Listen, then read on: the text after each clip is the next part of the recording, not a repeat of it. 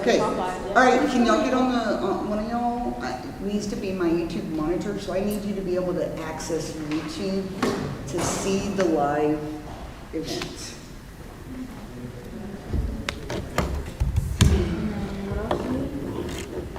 What's the channel called? Reese. Oh, it's live. Yeah. Do you hear sound? There's sound. Mic check. Wait. Okay, there's sound. What's the channel called? Okay. Yep. Yeah, there we go. It's crazy boy. Yeah, but there's like major. So what is it? That is only coming from the mics, or is that coming from an internal mic on the video camera? Oh, I'm not sure. I didn't check that.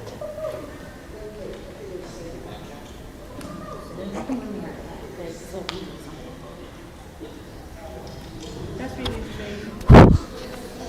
I blew on the mic. Let's see if that comes through. What? I blew on the mic. Let's see if it comes through. Okay, we gotta wait like another 30 seconds. You can change the length. But yeah, it's live. Yep, it's the internal mic. Yeah.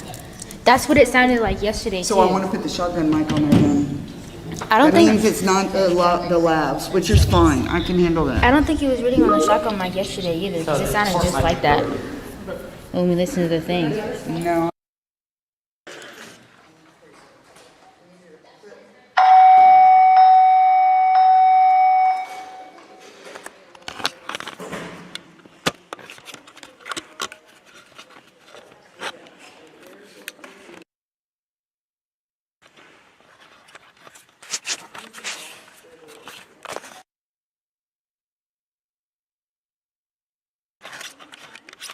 Okay, the shotgun's on.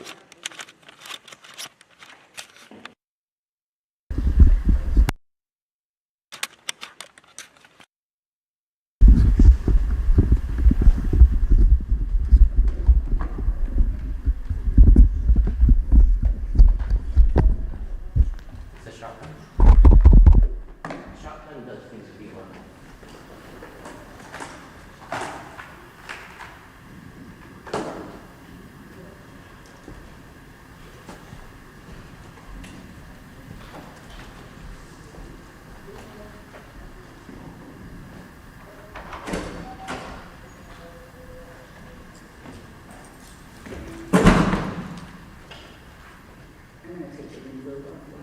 You can reverb on it?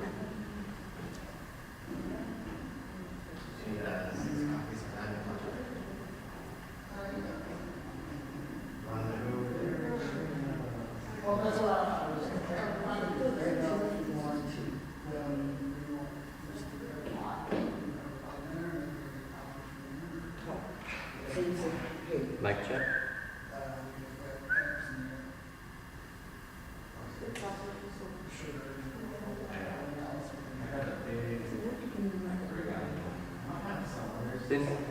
What settings? It needs to be on 48 for that shotgun mic for channel 1 and channel 2. It's on 48V, yes. Okay, on both? On both, yes.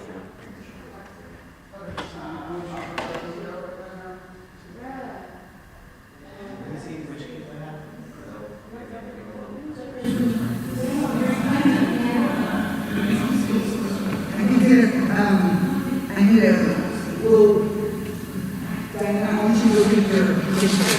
So I'll give you so open this video, go in there and go into the sound and get a good pair of headphones.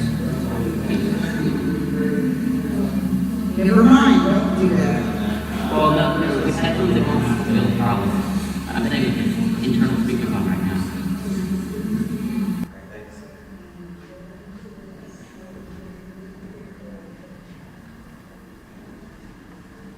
The headphones would work. Yes.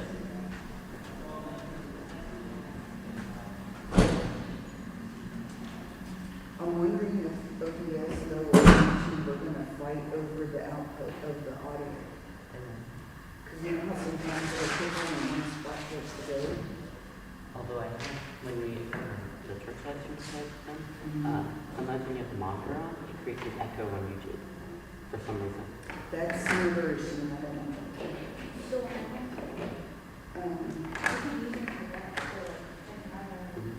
Yes, go get a pair, get one pair. You know what, get 2 pairs. JD, you're gonna be working on everybody, y'all figure y'all are gonna take turns on the camera.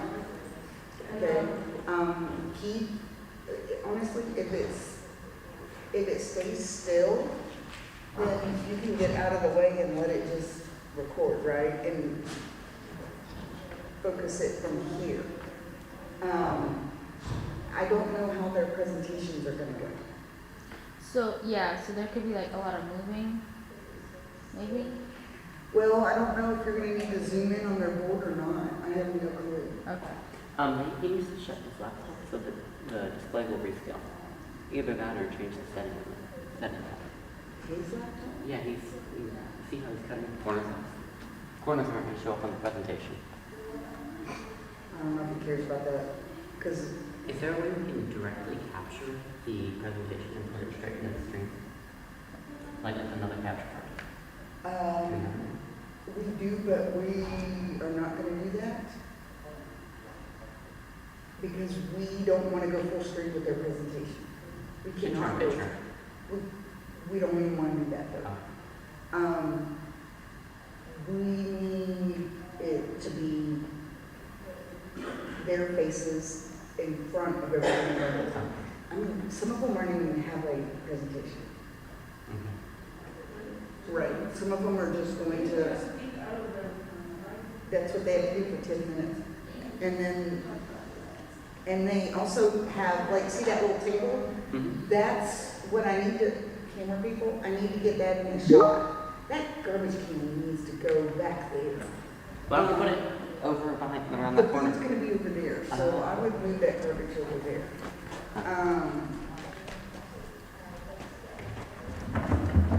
It's in the shot right now.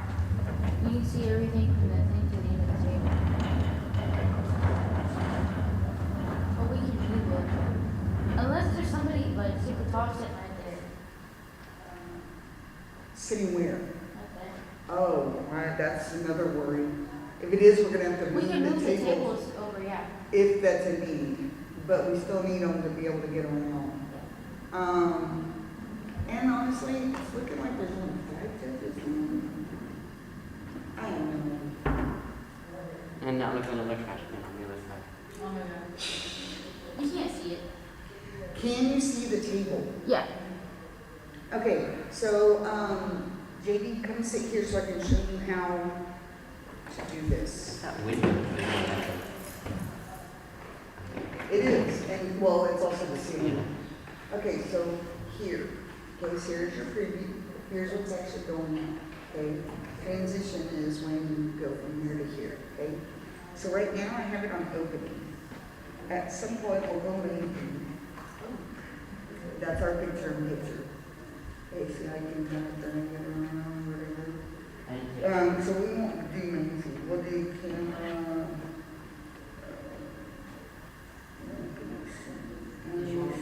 We're gonna go student view. I'm not comfortable. I don't even. Okay, so student view, and on the student view, we're gonna add a.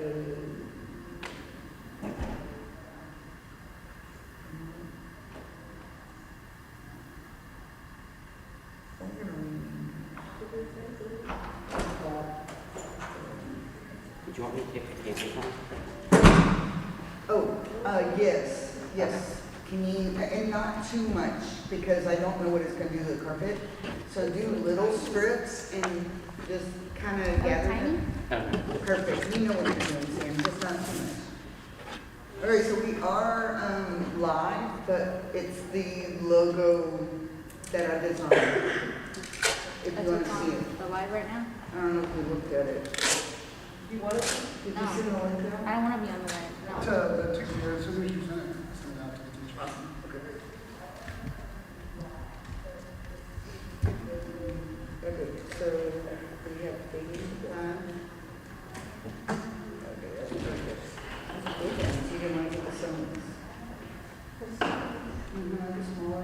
It's okay, there's one perfect. Okay, so,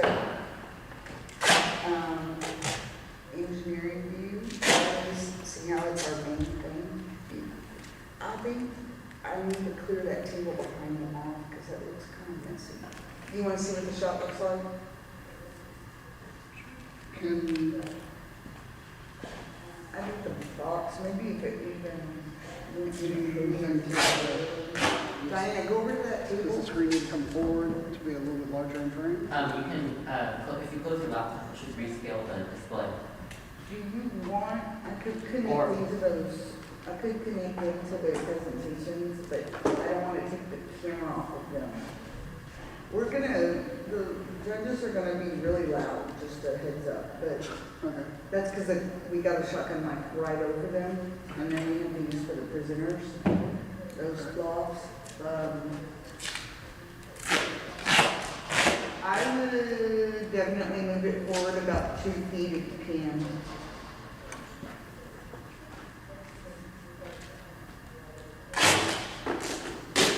So, Diana, can that white box and what's on top of that white box? I need that put underneath the podium. Okay. Just for neatness. That's perfect right there. That is absolutely perfect. That is a great view. And keep in mind, our camera person that's beautiful, but our camera person will zoom into the every now and then. Okay. So it'll be going up close, wide, up close, wide, and in between breaks, it'll be on the logo. So I'm half convinced that I want to leave my, like, digital mouse plugged in. That So that if keyboard they should, need help, if they have an issue, I can just troubleshoot from the right room, I like rather it. than making them. I like this it. keyboard should work with it, I think. It should communicate. Is the keyboard? Yes, it But in does. the middle of the presentation, I mean, they can use that for advancement. We can put that there, but like if they accidentally shut down, rather Okay. than put a look up there. Okay, so like. But at the same time, I also don't want to mess up their presentation by airing I it. have this view, I'm gonna hit transition. And if you want it to fade, you can, it's also transition. What I'm doing, that's switching, okay? We're gonna add our lower thirds on, Can you, but we only want the lower thirds, so you'll select whatever it is you need here. Joey, Yeah. can you send me that cool logo and I'll just have it blasting right now? Absolutely. It is in your email, do you have your email? I attached it to the link, but, to the thing, but I can resend it. If you need it like up,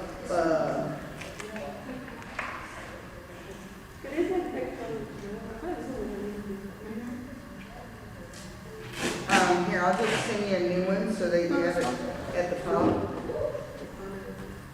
This tape is not leaving residue. Not- Yeah.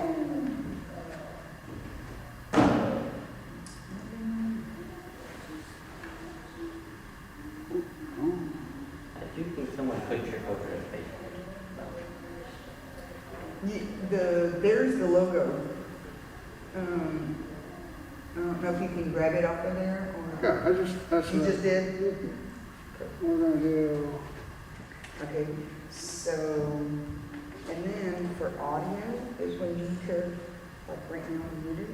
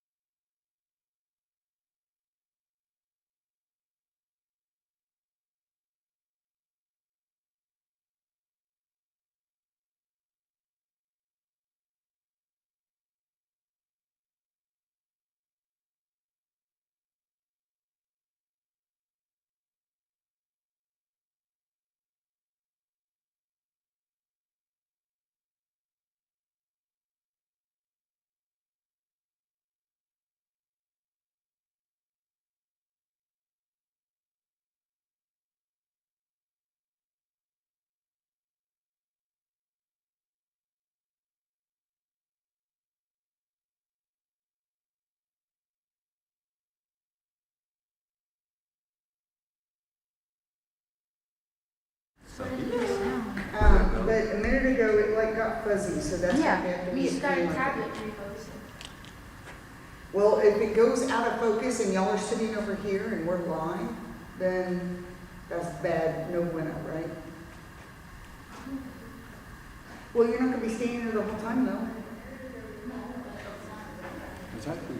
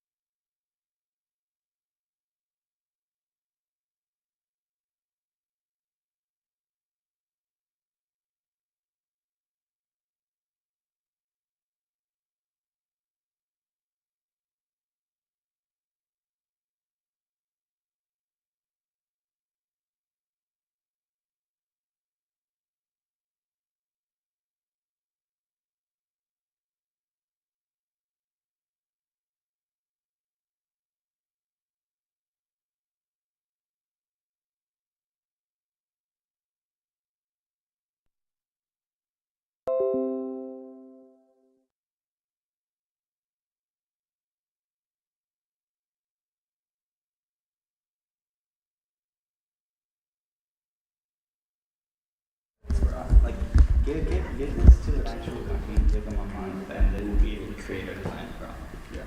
So this was a proof that like this design structure works, because we've never seen anything like this. So I should probably kind of talk before. Breaks, you're gonna do quick break there. Yeah, I'm sorry, can't do it right now.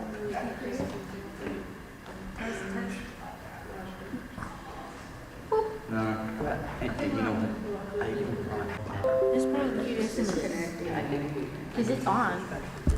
Yeah, it is on. You can see it on the screen. It's just so okay. So when I'm talking from here, does it sound like here? Does it sound like? Does it sound okay? Does it sound muffled? Or we go Muffled. muffled? Well, it's like a lot of background noise. That's just charging the hand. Well, yeah. But I can hear you. You can hear me. Like, Hey, how's it going? clear? Yeah. Yeah.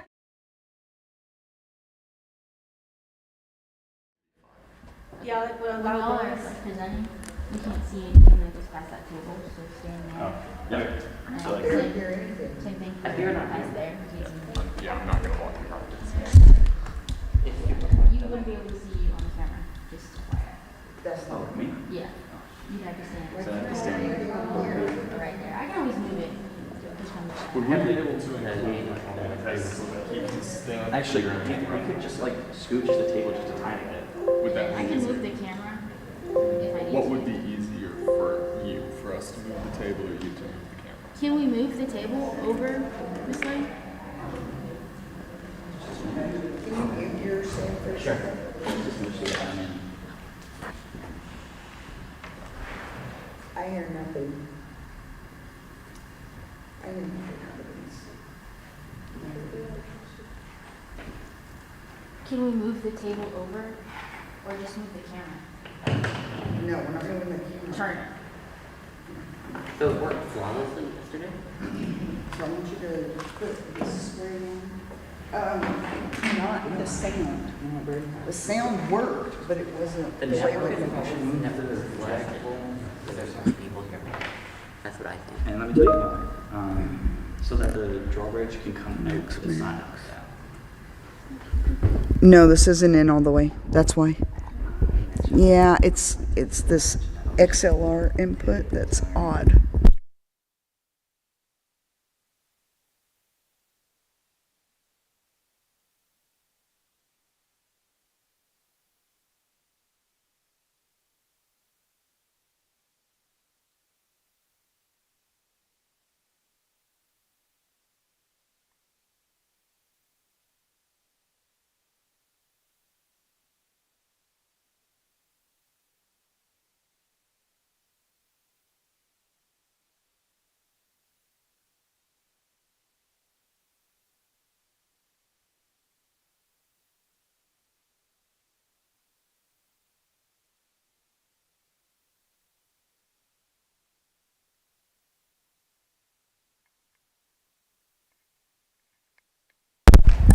There, I heard it click. Make sure these are turned up. Yeah, they're up. All the way? Or, Yeah. okay. Can you see me if I stand right here? No, you gotta move over that way a little bit. Can you hear him? Uh-huh. Is it better? Yeah. Okay. It's still like really muffled though. Let me see. Thing looks I don't know fine. if it's just the headphones or. That's turned up way too loud. Oh, there's an echo. Oh, I hear the echo. Wow, I hear the echo. Wow, I really hear an echo. Yeah. Do you hear an echo on that laptop? Oh, can you unmute that laptop?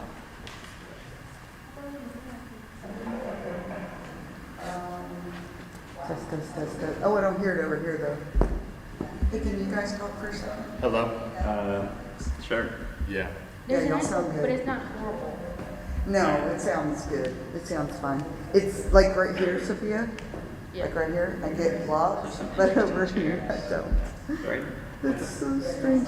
You know what else we can do? We Just to color can the chair. Did it? go mean. It's like Lego. Test it. Oh wow, that's that's loud now. Ah, okay.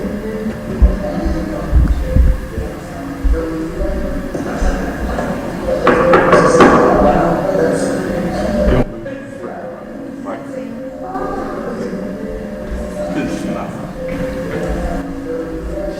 Open it. It's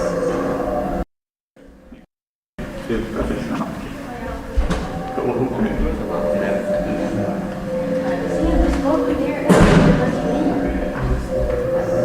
It didn't open, not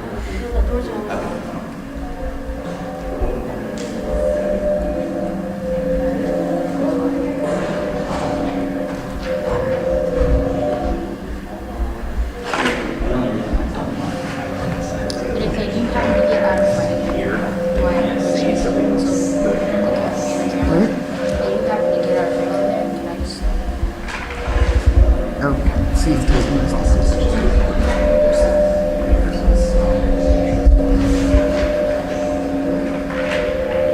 Sadie, mute that.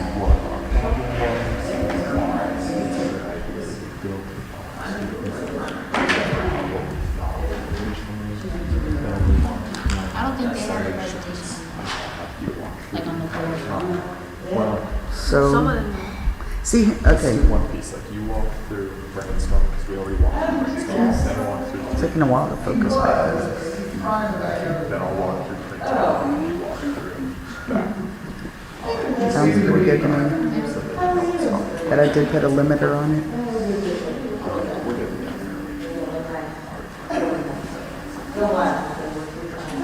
Also switched it to manual.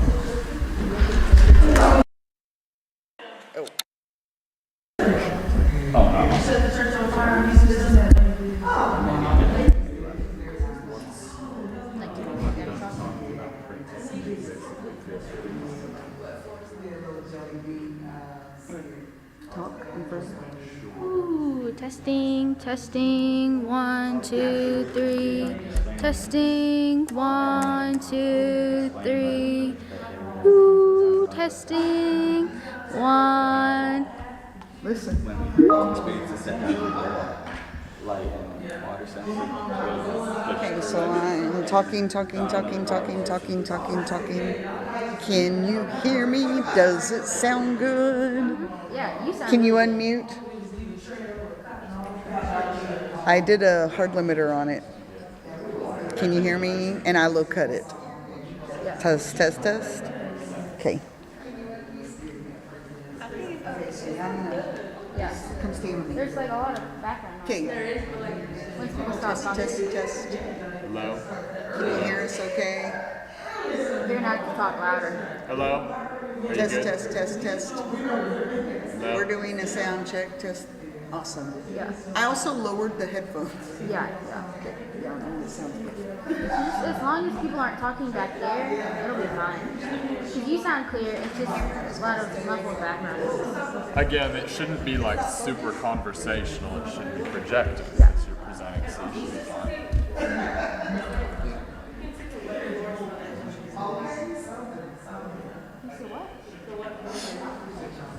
I'm not so worried about that because we're gonna mainly be right here.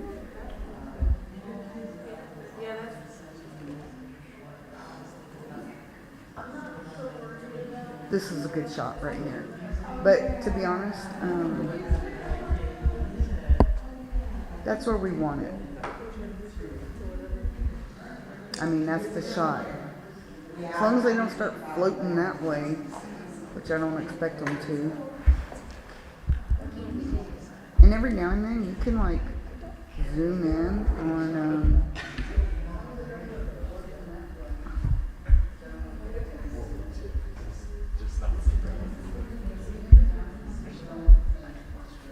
there, now it's a little looser. So it can be a little smoother.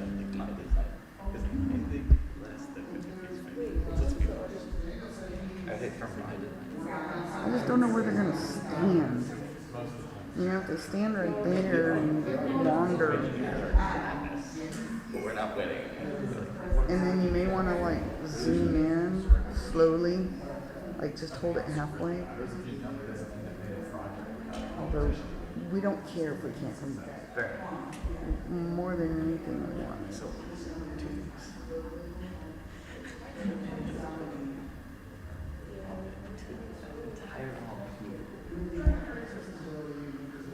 Just not realized that. just having the podium right there really just messes things up. Hey, are y'all gonna stand behind the podium by chance? No, we're not going to. Probably Stand in not. front of it? Yeah, I'm gonna stand like right here, and Braden's gonna stand like right there. This looks Awkward. I'm just gonna move it back. I doubt anybody will. Yeah, that's fair. People are probably gonna like stand in front, like point to diagrams and stuff, maybe. No, because I think Adam's wanting it for covering the theme.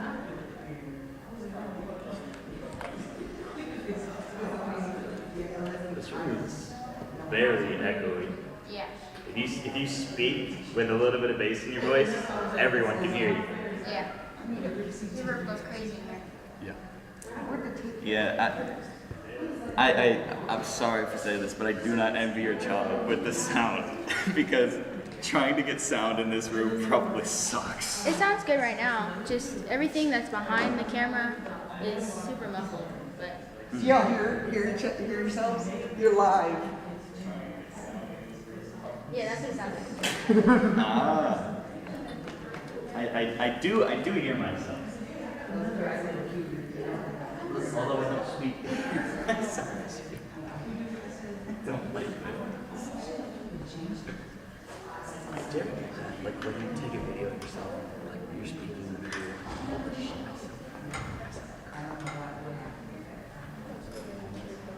Like,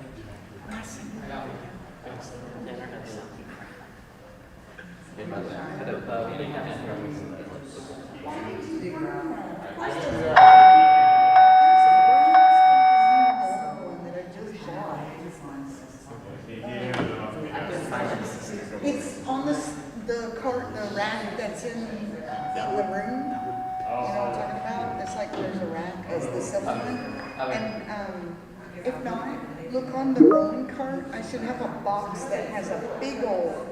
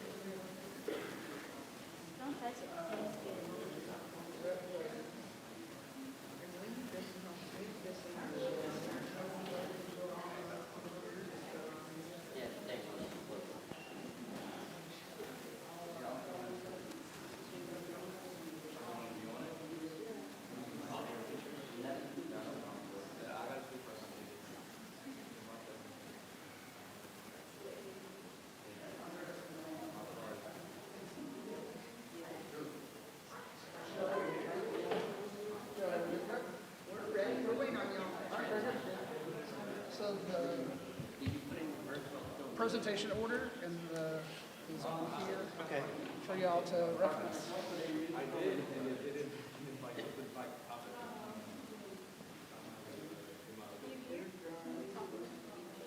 Testing, testing. Hi, Sophia.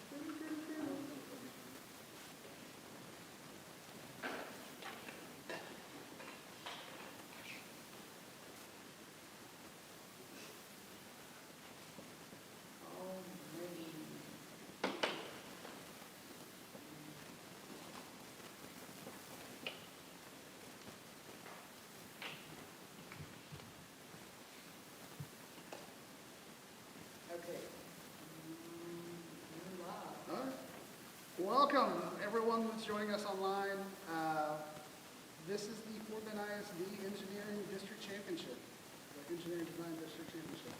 And we've got 6 great presentations for you today.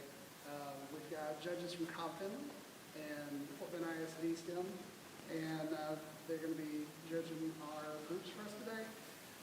These students are all seniors that have been working for 4 years in our engineering pathway. They represent 5 different campuses across the district, and we are just incredibly excited to have them and let them show what they've been working on. Their final year, they work in a capstone course, working on a research design project, developing all the way to a prototype.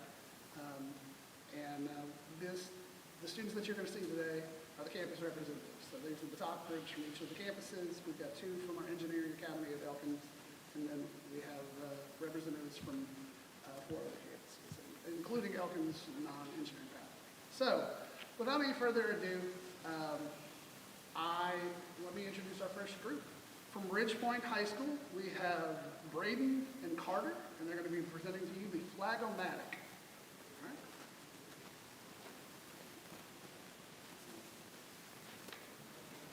We wanted to present to you our automated flag solution, the Flag-O-Matic. I'm Braden Greenwood. And I'm Carter Martina, as you said. So we had this idea in our personal lives. We are in the JRTC program at our school, and we have to put the flag up every morning. And sometimes it gets forgotten, sometimes kids don't do it correctly, and we thought, why not just have an automated solution? We are in the 21st century after all. So we think the market's ready for this. We think in the 21st century they are ready for an automated solution that reduces human capital. Carter, why don't you talk about the idea? So, as he said, when we were brainstorming, we're in JRTC, and we were just tired of having to remind our cadets, you need to do this, you need to put this flag up first, you need to put this flag up second, you need to put it up the right way, and they always either forgot how to do it the right way or forgot to put it up entirely.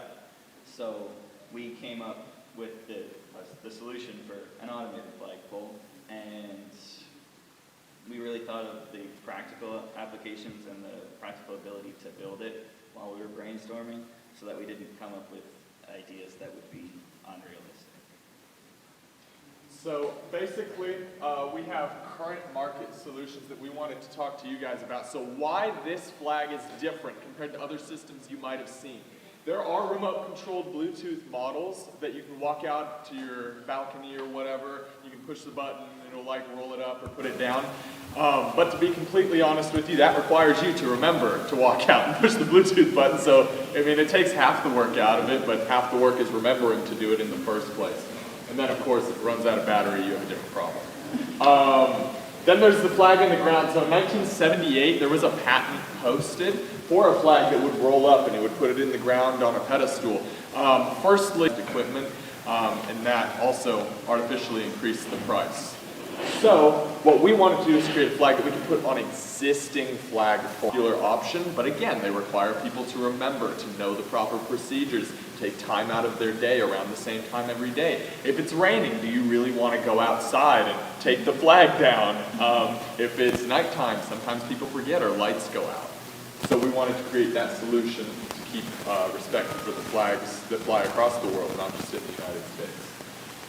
And then we use 3D designing to really bring our idea to life. Tell them about some of the features we have. So we use Fusion 360 to 3D model it, and in Fusion 360 I modeled the full-scale version. This is obviously a scaled-down version because it's not a full flag in here.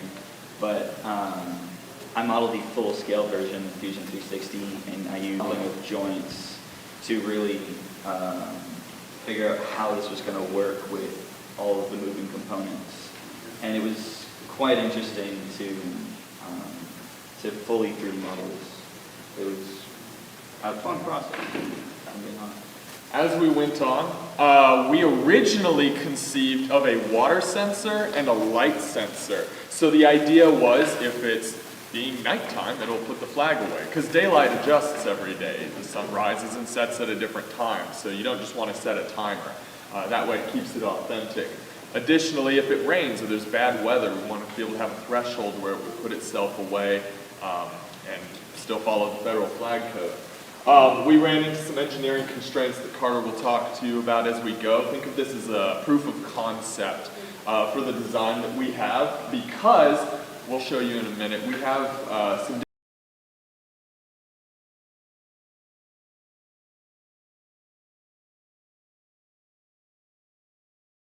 that it's not wrinkled. We also wanted to make sure that we had adequate space to put it on a pole, to have a sensor package up here. So yeah, as we printed it, the strap 40-foot and 50-foot poles. So we actually cut it in half. It was really easy. We scaled it down so that we could save your guys' budget. So you're welcome. With the programming, I was trying to figure out how in the world am I going to get this to work? And in the world am I going to get this to work? And then I remembered that last year in our engineering class, we worked with VEX parts. And I figured out how to hook up the VEX parts motors with a controller to really work on the mechanical aspect of it. And I realized that is not exactly what we had intended initially. However, with additional time to learn the coding language in the Arduino and to really put that together, I do believe that we could absolutely incorporate a sensor package that could work with a light sensor and a water sensor. To make an easy summary for you, we used the stuff about that.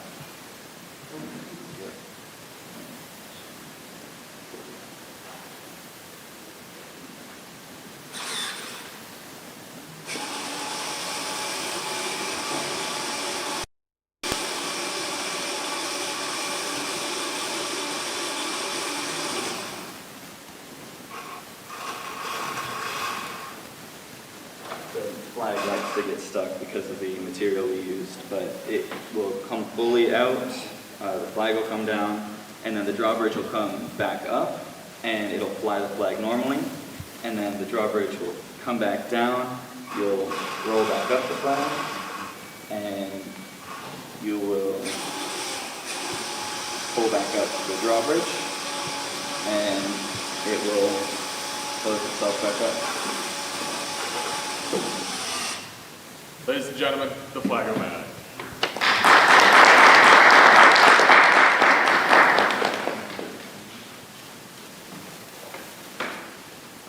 Questions? No questions? What components do you think would wear out quickest over time in terms of maintenance? From what I have read about the specific specs on the water sensors that I was going to use, they corrode quite quickly. I also believe that either probably this pin or the motors up here.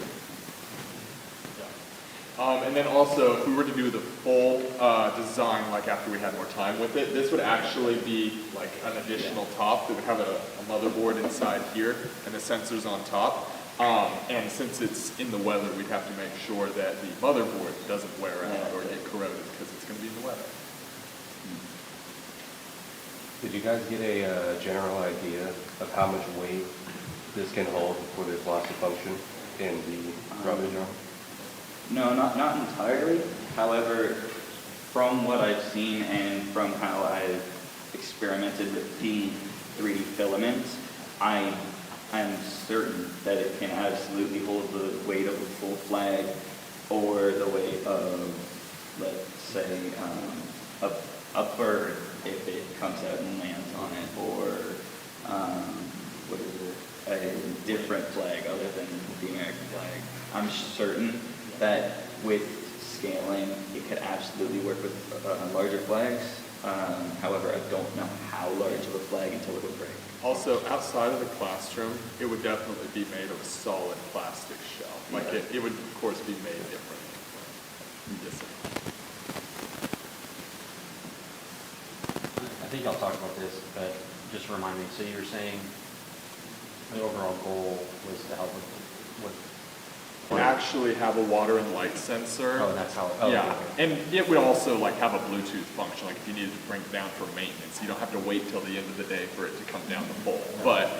But yeah, it is supposed to be an automated system. Okay. Yes, sir. And we haven't done testing on it yet, like extensive like numbers-based testing, because again, we were working through the challenges with the sensors and the programming, but we're gonna do that over the next couple weeks and get some real numbers for the product.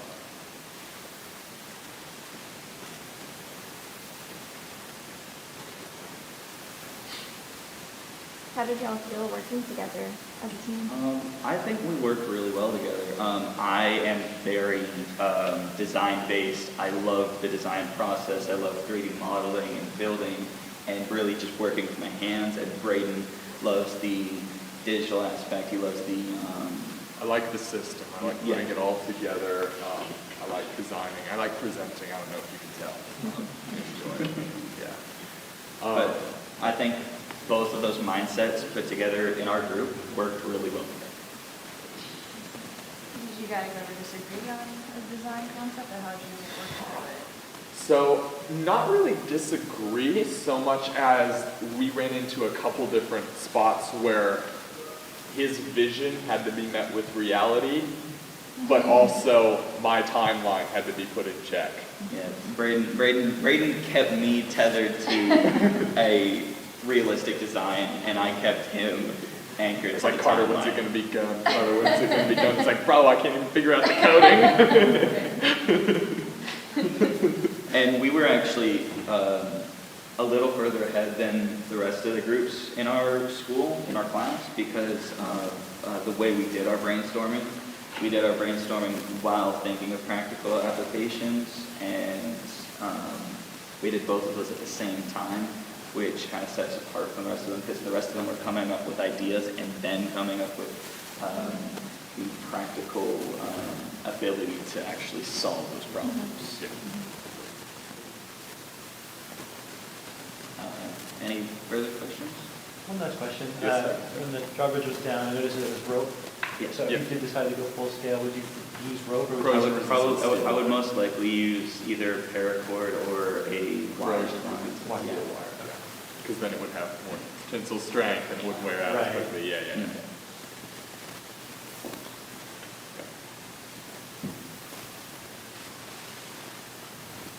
And that's the Flag-O-Matic.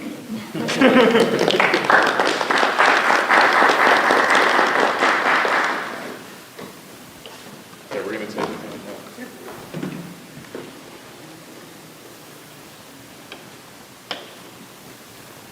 All right, we have our next group is going to be from Elkins High School. They're going to be presenting you the Smart Cane. It is Rajul and Drew.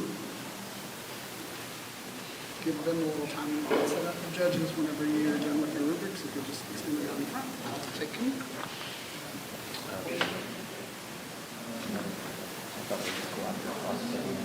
You are welcome to keep it. That's totally fine. If you feel like you get a point where you can do it.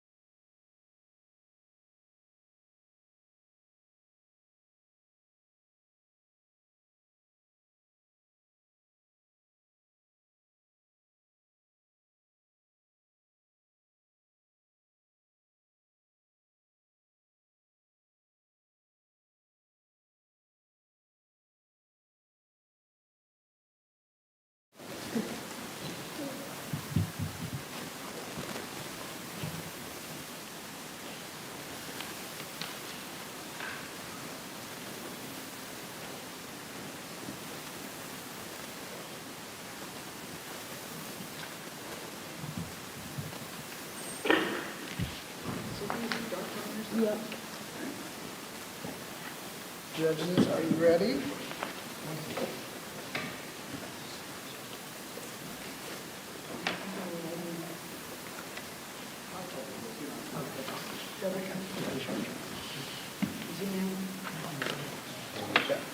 You're welcome to keep them, just label them if you wanted to keep them, but I'm not trying to rush you.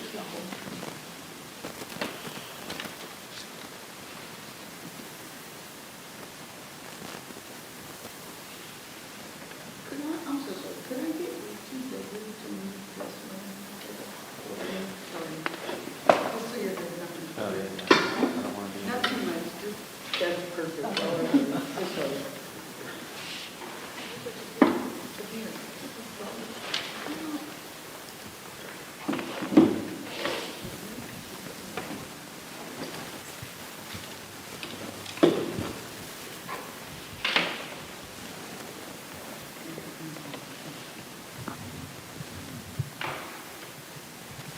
Ready for the next presentation? All right, presenters, you ready? Yeah. All right, best of luck. Thank you. My name is Shul, my name is Drew, and we're introducing the Echo Cane, seeing with sensors and walking with confidence.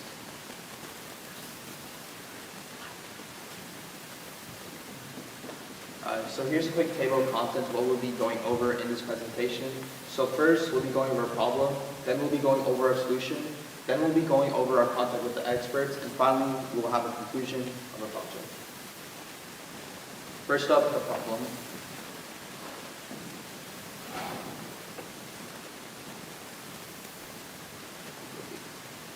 Okay, so over 253 million people in the world are currently visually impaired and relying on traditional light canes to help go around their surroundings.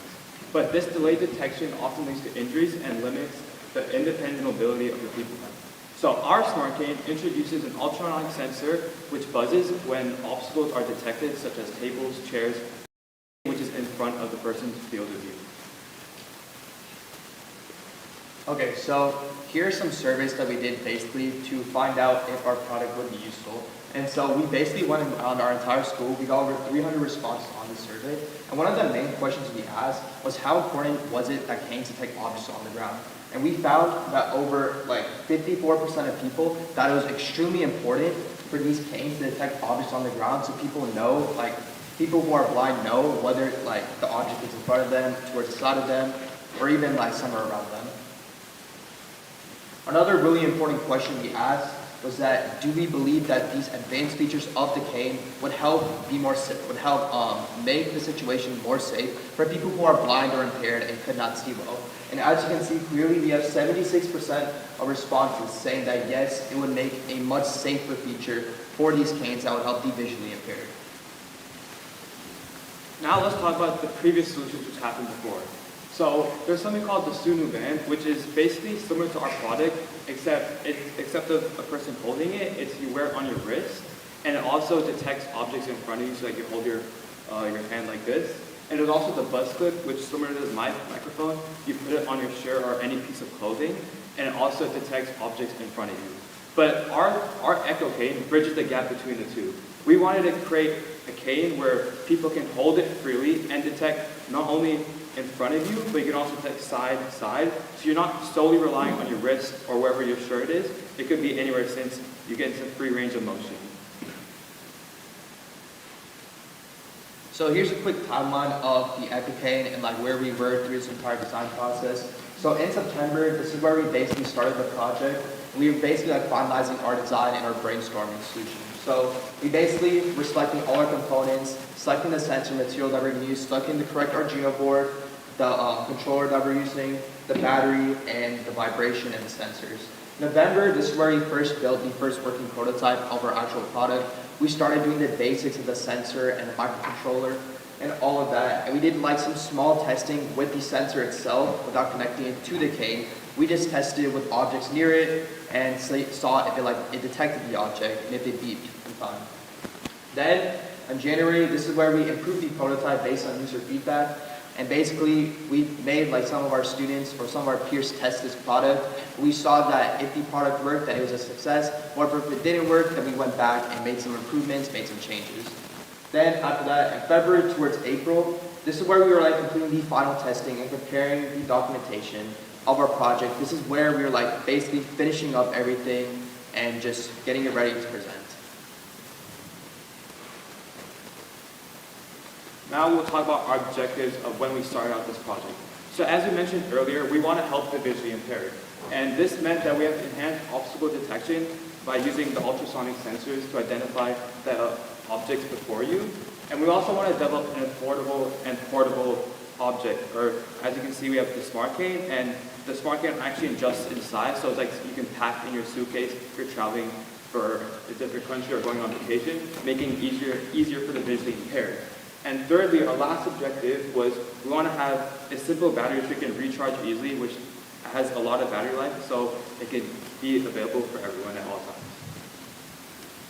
Now we'll talk about our solution.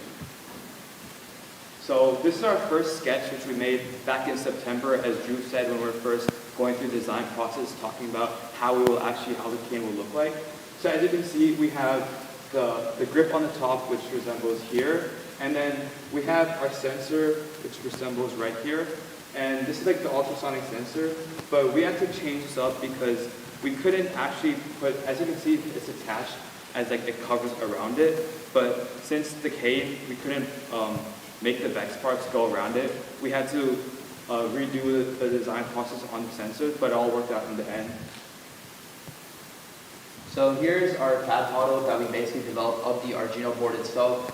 As you can see, like here's the Arduino board that we developed. Here are all the pins, and basically one change that we had from the Arduino board that we didn't really model in Fusion 360 was itself was all the wires that we were connecting to it and all the pins that we attached to it afterward.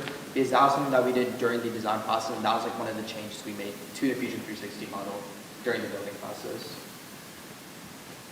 Alright, so this is our finished model. As you can see in the slide Drew just presented, we inserted the ultrasonic sensor, which of course looks different over here since we had some problems on the way. But you can see that the top still remains the same, and instead of wheels on the bottom, we have this solid object, so you can just hit the thing and make sure they know something's there. So here's basically a bill of materials. This is how much our product costed around. As you can see, you have a full like layout of all the costs. It's probably much cheaper than like the majority. Please pardon this interruption. Students, we are nearing the end of the school year. I need to wrap up a few things. Your program teacher will pick up your uniform beginning April 30th through May 5th. Students who lost or damaged their uniform will need to pay it via RevTrack on the Reese website. Parking tags are due April 30th through May 5th at B101. All students requesting a final exam exemption must complete the form in Skyward. The form closes May 12th. The last day to pay for your fines and fees is May the 7th. This includes uniforms, parking tickets, and equipment. Just a reminder that your makeup hours for Reese are due on Wednesday, May the 7th. Please see Ms. Rodriguez in room E100 if you have any questions. Thank you and have a great day. Okay, so to continue, basically for the bill of materials, right? This is where like I believe like our canes like different from a lot of these other canes, because the majority of the canes that like have like some similar features to our canes are around almost $200 to $300. However, clearly you can see our cost is almost coming to only $50, and we're selling it for a way less price than most of these higher technology canes that are around like $500, $600, or maybe even $1,000 in some cases. Alright, now we'll talk about the construction of our project. So as Drew mentioned earlier, in September we actually bought our materials. As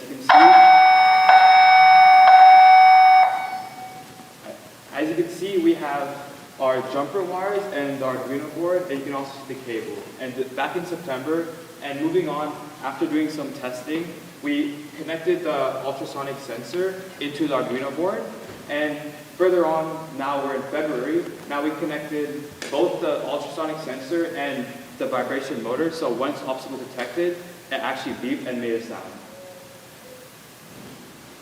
So here's our testing procedure. This is basically how we tested the product and how we knew it worked. So the very first step that we did was that we tested the EcoCane in a lot of like different places. Like for example, we mainly tested the hallways and sidewalks where you would probably be using the cane the most often.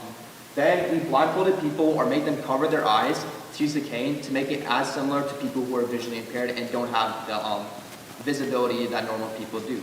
So he basically put them in an obstacle test outside of school to try and detect obstacles and see if the cane was useful, and it worked. And we saw that in a lot of cases, it was actually useful, and it helped them detect the object before they hit it with the cane itself.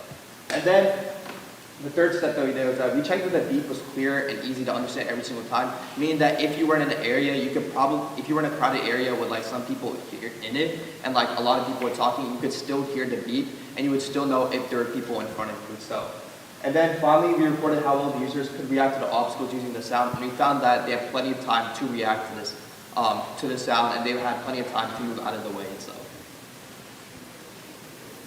Now, as you know, in any engineering solution, there's always going to be space for improvements. So one of the things we learned while we're conducting our testing of using our peers is that one noticeable impact, the feedback we got was the sensor. We had it as detecting within 5 inches of the obstacle. But after listening to our consumers, and they said we should increase that distance. So we increased that distance to around 6-7 inches. And as you can see, the main improvement we had was in the code, we had to adjust the threshold distance and converted it to around 6 inches. And after testing the product and giving it back to the consumers for another set of testing, they said that was fine, and then we moved on from our improvements. So here's our final prototype. This is what the product finally looks like at the end of the solution. And so this is our number 3. These are some of the experts that we contacted on the way. Okay, so our first expert was Adam Williams, and he's an engineer at SensorField.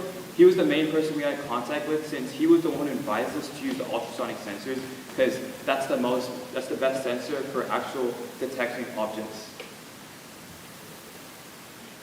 And then here's our second expert, Vignesh Sundaresha.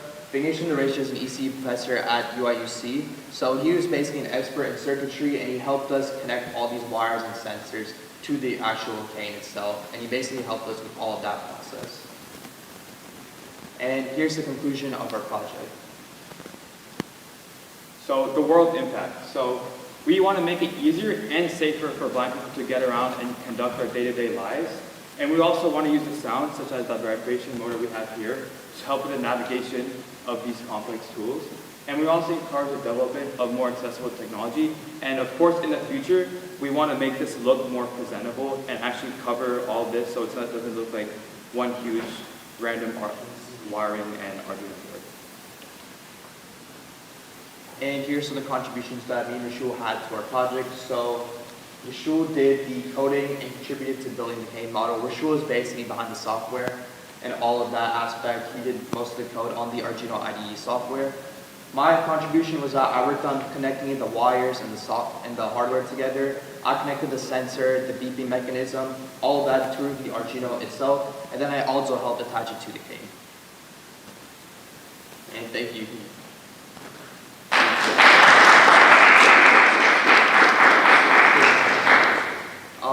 And we'll test the product out. I'll show you how it works.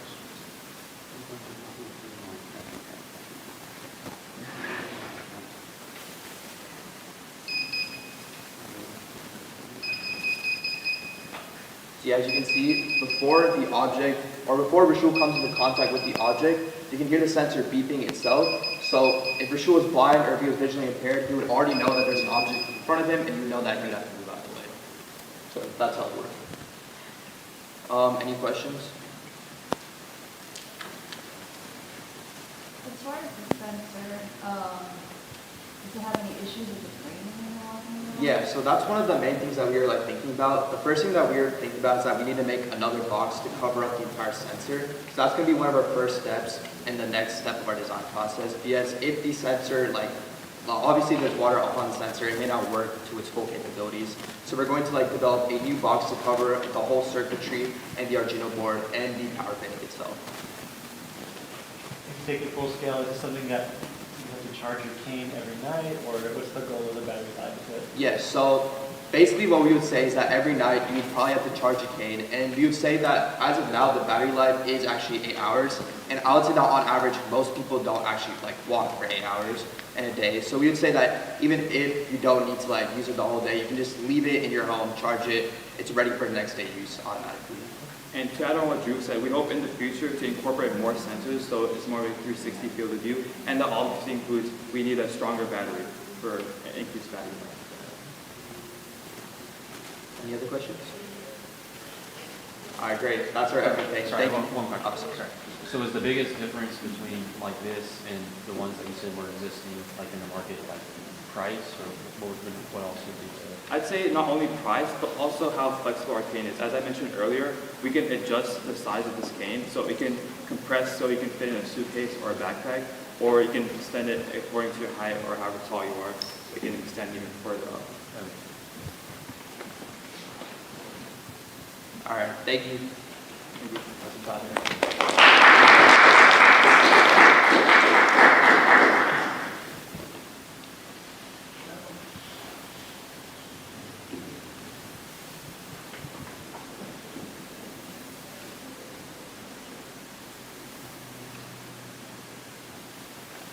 All right, so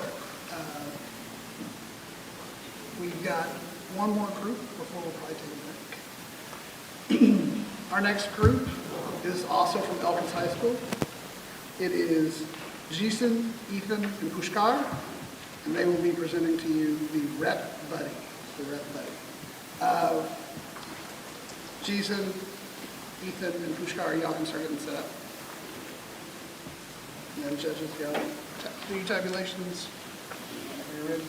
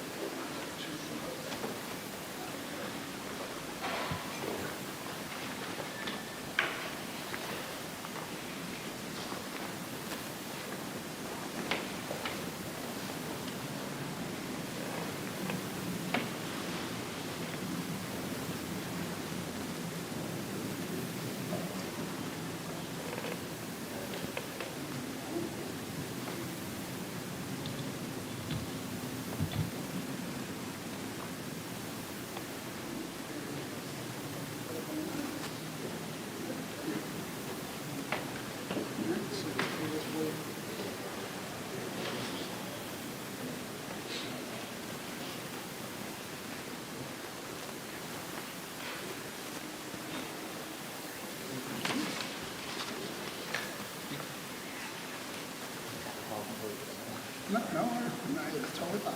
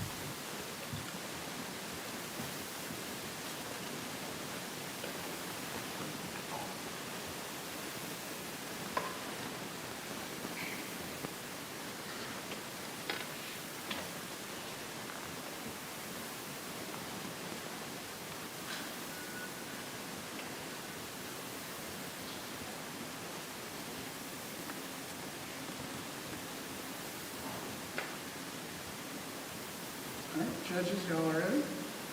Okay. Presenters, you ready? Yeah. All right. Good luck. All right. Good morning, everyone. We're the founders of Rep Bike. I'm Jason George. I'm the founder. I'm Chris Chaudhry. I'm the lead development programmer. And I'm Ethan James. I'm the project manager. Show of hands, does anyone here work out or have worked out in the past? All right, show of hands, do you ever forget the number of reps you do on a set? Okay, as you can see, we definitely have our fair share of time in the gym, and we've also faced those issues. So our product aims to fix that issue. So for this presentation, we'll be going through the journey that we took to make Rep Buddy. So we'll be going through idea generation, the research and justification, our planning, constructing, and testing. So why was this topic chosen? So once I was brainstorming, I realized that there is currently no device to track actual repetitions when you're working out. And I remembered the times I've forgotten the number of reps I did. And I wish there was a way to count the reps while focusing on the quality and the intensity of your exercise. So some history of this topic is, so the goal of strength trainers, even from the ancient time, they've always wanted to progressively overload, which basically means to train harder than last time. So, but how can you train harder than last time if you don't remember what you did last time? So that's where people have been tracking for, even from ancient times, they've been doing some sort of tracking. And old school bodybuilders, especially Mike Menser, they've been using logbooks to track their workouts. So some vocabulary is, repetitions are the number of times you repeat an exercise before you take a rest. A set is a combination of reps. A workout session is a period of time where you do different exercises for a different number of sets. An accelerometer is an instrument that is used to measure acceleration of an object, and gyroscope is the device used to measure the orientation or the angular velocity. So the problem statement, so what is the problem? So 28% of gym goers in America and Britain do not track their workouts. And sources show that not tracking your workouts means that you're not pushing yourself as hard as you can, or you're pushing yourself too hard. And it just means that you're not training as optimally as you can. Alright, so to justify our problem didn't only affect us, but more than just us. We asked a survey of questions to people from our school, the gym, family members, and of the sort. So two of the main questions we asked that helped justify our problem the most was, do you track your workouts? And as you can see, the green and the yellow are people that don't track their workouts or try to use, just by memory, follow how many sets they do and how many reps they do per set. And by personal experience, we know that doesn't help too much. And the second question is, would you be interested in an Apple Watch app that counts your reps for you? And as you can see, an overwhelming majority also said they would be interested in an app that does count your reps. Alright, some existing solutions. We know there were some solutions like the Nike Apple Watch or Nike Training Watch, like the Fitbit, that does something similar to what we do. But the Nike Training app, although it's free and really easily accessible, it's hard to use, and it's on your phone. You don't put in your reps yourself, so that doesn't really solve our issue. And something like the Fitbit, it also doesn't track your reps, and we know it's very it's not cost effective, and it's hard to use. Not easily accessible either. So, for example, something that helps our product stand out is count your reps. So this is an app that I use currently. It's called Strong. I have to put in my own workouts and reps and sets, and I often tend to forget how many reps that I do. So it's very inefficient for my workout, for my strength training. So some of our experts, two of our experts, is Sean W. He's an engineer at ASML. So he told us to take our project one step at a time. So start with the user interface, because that would be the easiest, and then go with a workout that would be easy to track, like squats, straight up and down, or bicep curl, which doesn't require too much motion. And then our other expert was Sasadri. He's an engineer at Apple, so that helps a lot because we were coding an Apple Watch app. He knew a lot about Swift, and he told us it's really easy to use and really important to use for this type of app because it's easily accessible, and there's the gyroscope and accelerator is already used within the Apple Watch, so we didn't have to add anything. We can just use the code that was already code presets that were already in that app. And these are the thumbnail sketches. So obviously you can't write sketches of code, so we just made sketches of user interface pages. So this is some of our ideas that we had, and some of them did go in and some of them got cut out. Okay, so in the beginning of the year, we had to do a mock-up project. So basically, we had to make our app basically tangible and in a physical state. So obviously, we were still starting out and we couldn't really do that. So what we did was, out of cardboard, we made a phone because it's kind of hard to make a watch. And with that cardboard phone, we made a screen of how we intended our app to look once we actually hit it. So this is what we wanted it to look like in the beginning, but after testing it and after trying to do it, we didn't make it look exactly like that, but we were able to implement the same purposes. And we also made a cardboard weight, a dumbbell. This is the dumbbell we use for our testing purposes, and you can see on this one, the logo, we have our Rep Buddy logo. And so for our procedure, so every time we wanted to test our app, so we would have, first we obviously have to acquire our Apple Watch and our MacBook. On our MacBook, we have this app called Xcode. Xcode is what allowed us to build our app, and it's what allows the code to run through the Apple Watch. So we had to first connect our phone to the laptop, and then through Xcode, since our iPhone is already connected to our Apple Watch, through our MacBook, we were able to set the destination of the code to the Apple Watch. So whenever we ran the code on the laptop, it would transmit to the Apple Watch. And that's where our app is, and that's where we would test we would test our bicep curls, because squats and bench press, obviously it's not really easy to perform unless you're at the gym or you have a bench press at home. But for us, a dumbbell is easily accessible, so we would test bicep curls every single time. And whenever we tested our bicep curls, we would make sure to see if it tracked properly. And throughout like 90% of our time testing it didn't track properly.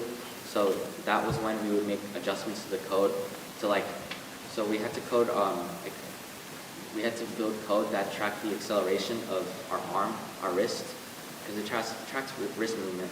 So we would have to adjust that threshold every single time, so that way we can get like a perfect number that would allow it to properly track all the bicep curls. And then we would repeat over and over until we finally got our solution. So when testing our prototype, we would ask colleagues in our classroom to test out our app. That way we can obviously see if it tracks properly, and also so we can get unbiased and credible feedback about what we can do better with our app, what we can add, what we can remove, just advice from the popular public. And this is just like an example of one of our friends testing it out in our class. Oh, does it play? I guess we can just move on then. So we also had a video of our prototype testing, but it's okay, we can show you at the end of it, so no need to worry. Yeah, so our project timeline.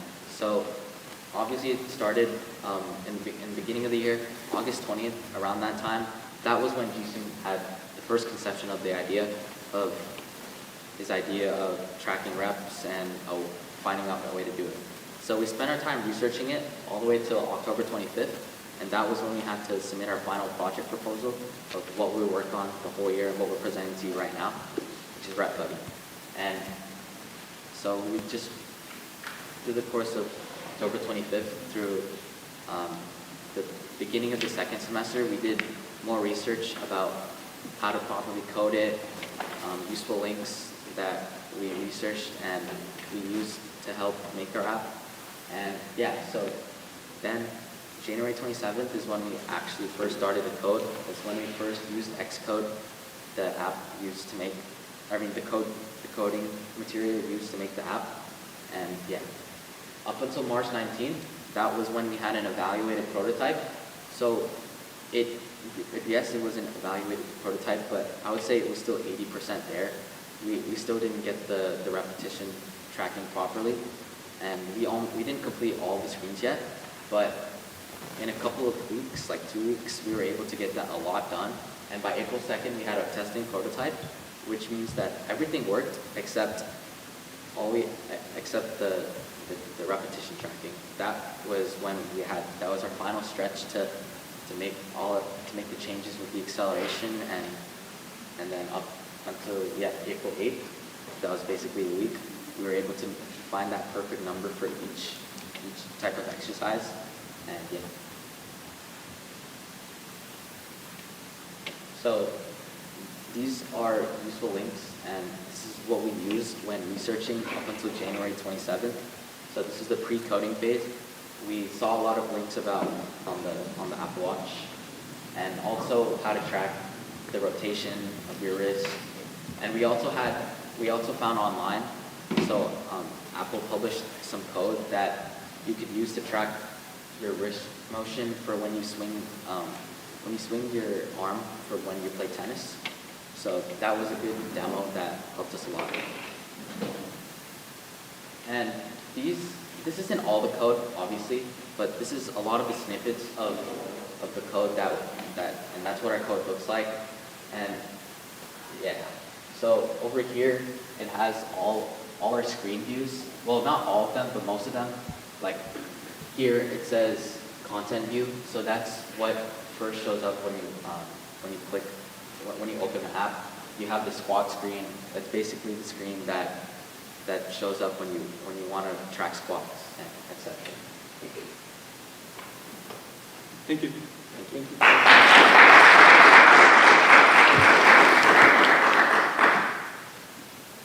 So would you like us to test it? Yeah.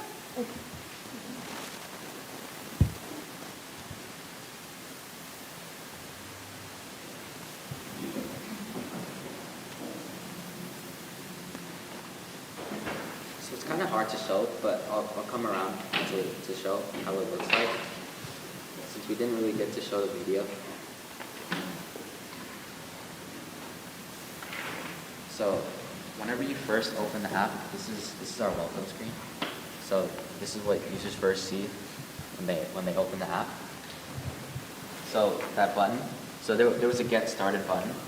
So whenever I click it, it takes you to the next screen, which has a list of workouts. So for now, we were only able to do 3, which was the bench press, the bicep curls, and the squats.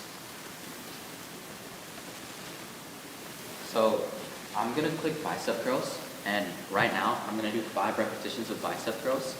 And after I do that, I'm gonna show you that it tracked, and yeah. So I have 5 seconds to get ready. So I'm just gonna get ready real quick, and I'm gonna change it to my rep screen. So I'm just gonna do 5.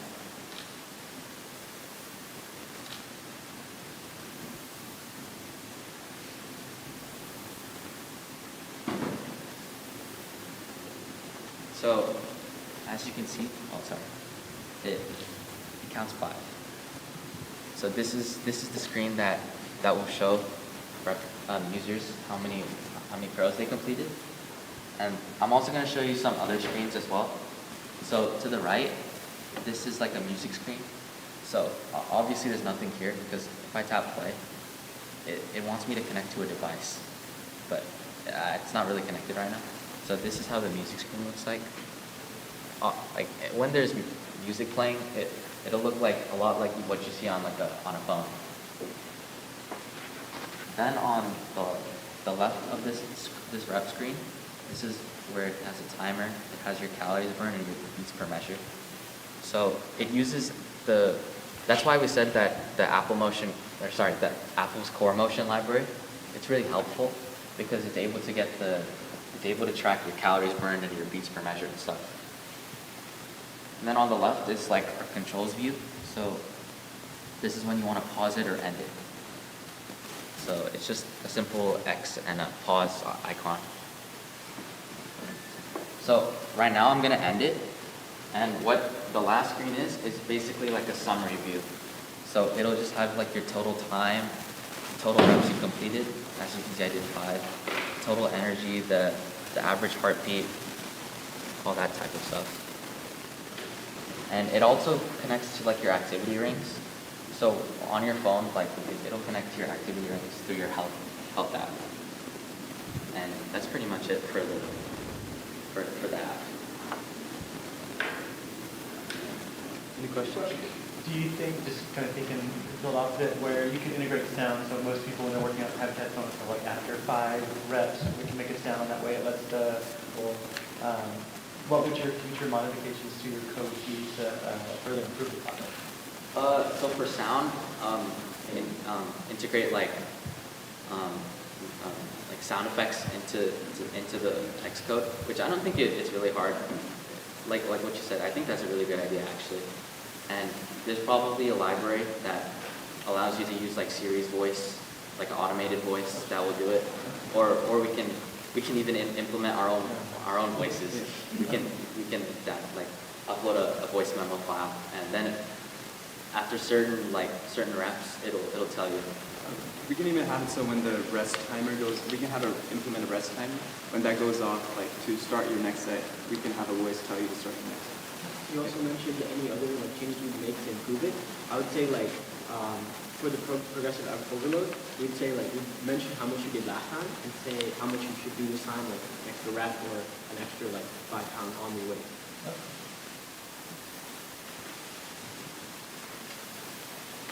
I had a question about, so after you're done, I guess it just stores it, like how do you, like is it like a history log, or like, hey, I did this many reps? Yeah, so here, I think it's connected to my phone.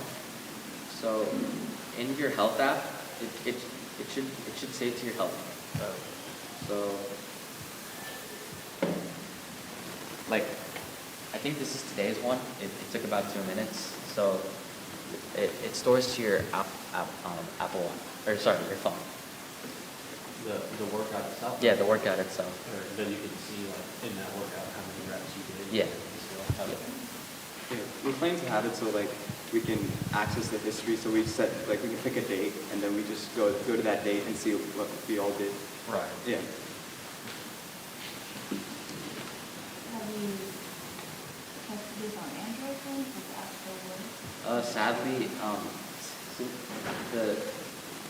the bad side about using Xcode is it's only an iOS thing, so it's for Apple. But for right now, it's not even for all Apple devices. Right now, it's only capable on the Apple Watch because that's on your phone. It can't detect that wrist motion. So that's what our repetition tracking is solely based on, like that wrist motion, that movement.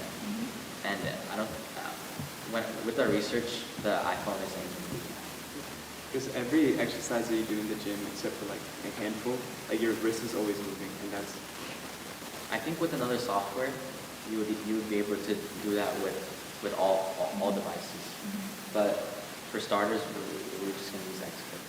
That's why we decided to make our app free, because we know like already getting the watch itself might be a little costly and like hard to access. So like if we have our app free, like we don't have to pay like an extra price on top of already getting a watch. In terms of the cost, I know it's way down the line, but if you could add premium features like a monthly subscription or a one-time fee, what would you consider included?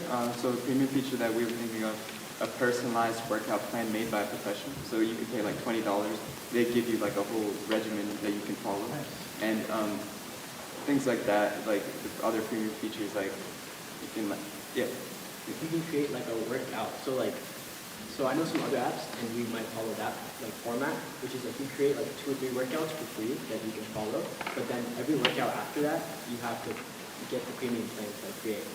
Yeah, that's how the Strong app works. You get 3 like workouts, and then you can create like 3 plans, and then after, if you want to make more plans, you have to. Yeah. Would y'all ever consider, I guess, doing more of a collaborative, like comparing user to user? Yeah. Kind of compare stats. Yeah, we were thinking of that, like sharing with your friends so you can like flex on them, stuff like Yeah. that. Yeah, we did have like a competitive. We were like brainstorming like a competitive like aspect to it, but we also think that could go wrong because like I'm not as strong as him. If I try doing as many reps or as many like as the same weight as him, I'm just gonna injure myself. So we think that's like goes against what we want. We want people to like get stronger and be safe in the gym.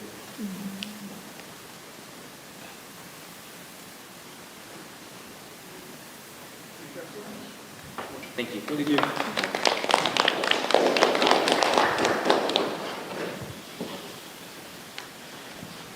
All right, so we're going to take a 10-minute break. Judges, y'all can go to the restroom, you can get coffee, we got donuts. Like I said, webcast, we'll see y'all back in about 10 minutes. See y'all.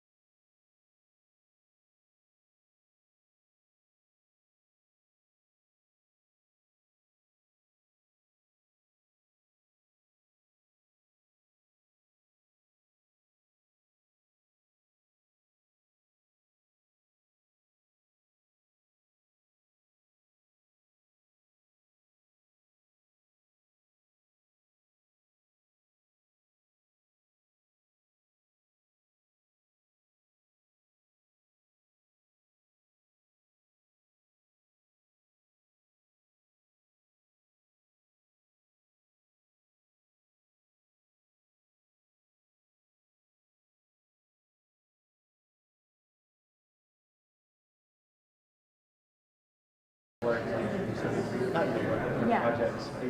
So I will say I am specifically like on certain projects, like same objectives. Yeah. But every time if things get slow, they'll kind of pick us.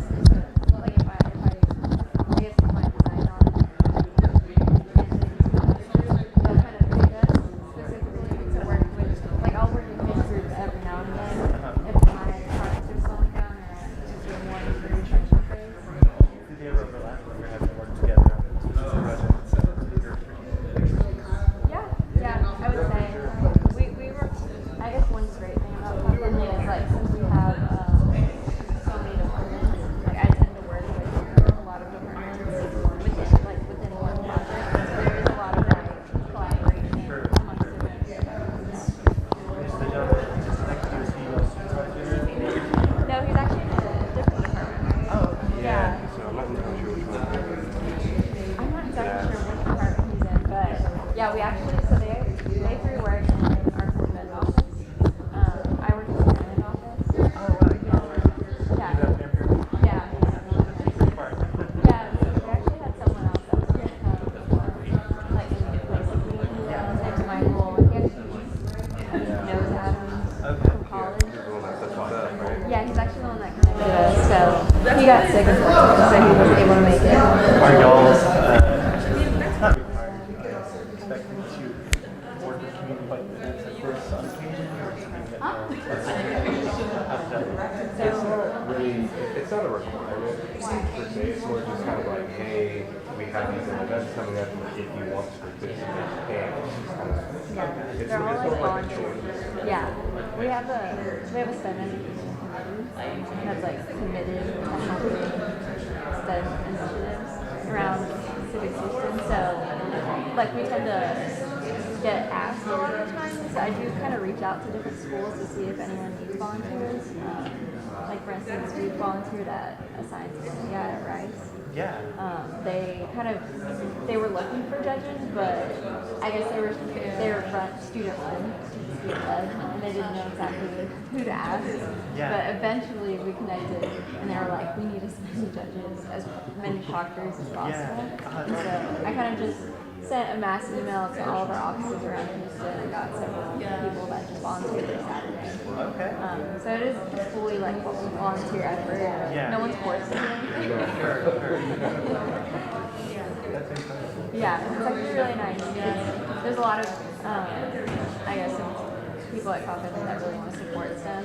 Do you work with schools in general, like career fairs, job fairs? Yeah. We've done like different career fairs where we just have a booth. Sometimes we'll do activities, or students can come and kind of do like a quick design process. But mainly like sort of, we've done panels too. So not just like similar to this, but we've done like panels where there'll be like 4 or 5 engineers and the whole like whoever's interested in STEM, they'll kind of ask questions, especially a lot of like students in college. So we've done so many little things. It's kind of like a transportation. Now we're starting with a couple-year programming where I know. So kindergarten to fifth grade, we're trying to find partnerships to be a part of that have to do with all sorts of transportation, from excavation to roads, bridges, things like that. So it's just launching the project. It's just launching it. You have our fifth graders, take them to Okay, yeah, I've heard that. Yeah. Take us to the airport. Yeah. So we're trying to expose them to not just training. Yeah. Well, we have transportation. We also have a traffic department, so they do like things, but yeah, if you want to connect with us, you can do like a little activity with them. Do you have a contact? Yeah. Didn't bring my business card, but I can write my email down. Sure. I need to get this. Yeah, you can have some in my purse, or I just put my like laptop down. What is this? Can you keep this? Yes. I think you can. Yeah, so I'm like the regional coordinator for like the Houston area. Okay. So we'll definitely, I'll connect you to that whole department, and I'm sure some people can volunteer. It's kind of like collaborative. You kind of let me know what you want from us. But yeah, we've done like we've gone to classrooms, done activities, we've done little presentations. Do you all come more out to like our campuses, or do you all offer virtual trainings like where they can come and learn? Either. We've done, like we have one coming up where students are coming to the Cog Family Headquarters office, but we have several offices like Conroe, Pearland, Fort Bend, like all around, so whatever works for y'all. If it's easier for y'all to come in, we can plan something. Yes, that's what they're looking for, like what can we use, what department of business can we actually partner with and learn from. Yeah. You know, afford to live here, those who over there to visit y'all. Basically like meaningful experience for them. Yeah. We could even do a tour. Kind of just show them like a day in the life of a transportation engineer. Yeah, so that'd be awesome. Yeah. We're open to so many. We've done a variety of things. Just whatever people want from us, we're kind of flexible. We'll throw it together. Yeah. Sure. Where do you Our main office is in Northwest Houston, kind of near Jersey Village. I'd say it's right off the Beltway in like 49. Yeah. If you know the general area. Is there a church on the range or location? So our closest would be Fort Bend. So we're right off the intersection of 99 and West 5. Okay. So we're in that place. And then we have our Pearland office, which is off of 288. Yes. Yeah. Yeah, that'd be great. It's exciting. And I'm working with my team right now. And we're kind of at a loss. I don't know if you know some things locally here, but I think you know, it's incredible. Yeah, no, we would love to help out. Yeah, just reach out to me and I'll connect you to, well, we can collaborate and kind of get an idea of what you'd like. And then I'll connect you to the right people. Great. That's exciting. Yes. Randy, y'all swear? Y'all swear? I'm ready. Randy, we're good? Also, I don't know if you were invited to his email entry for this. Yes. Okay, but my email's on there too. Yvonne? Yes.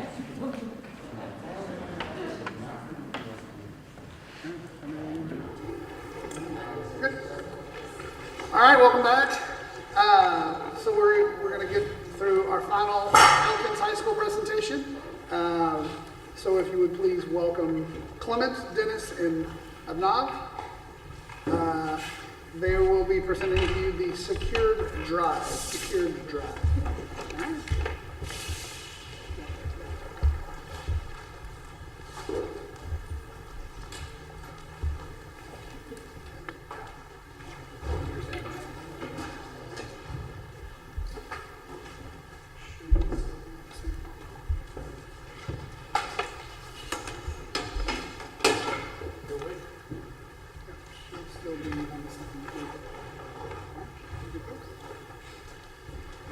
All right. Judges are ready. Presenters, are you all ready? Yes.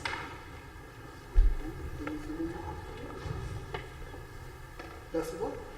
Thank you. Welcome everyone. We're from Elkins High School to Engineering Academy, and we're presented here Secure Drive. I'm Clement. I'm Dennis. And I'm Abhinav. And the basic thing about our project is a fingerprint scanner that you can put in your car to unlock the car.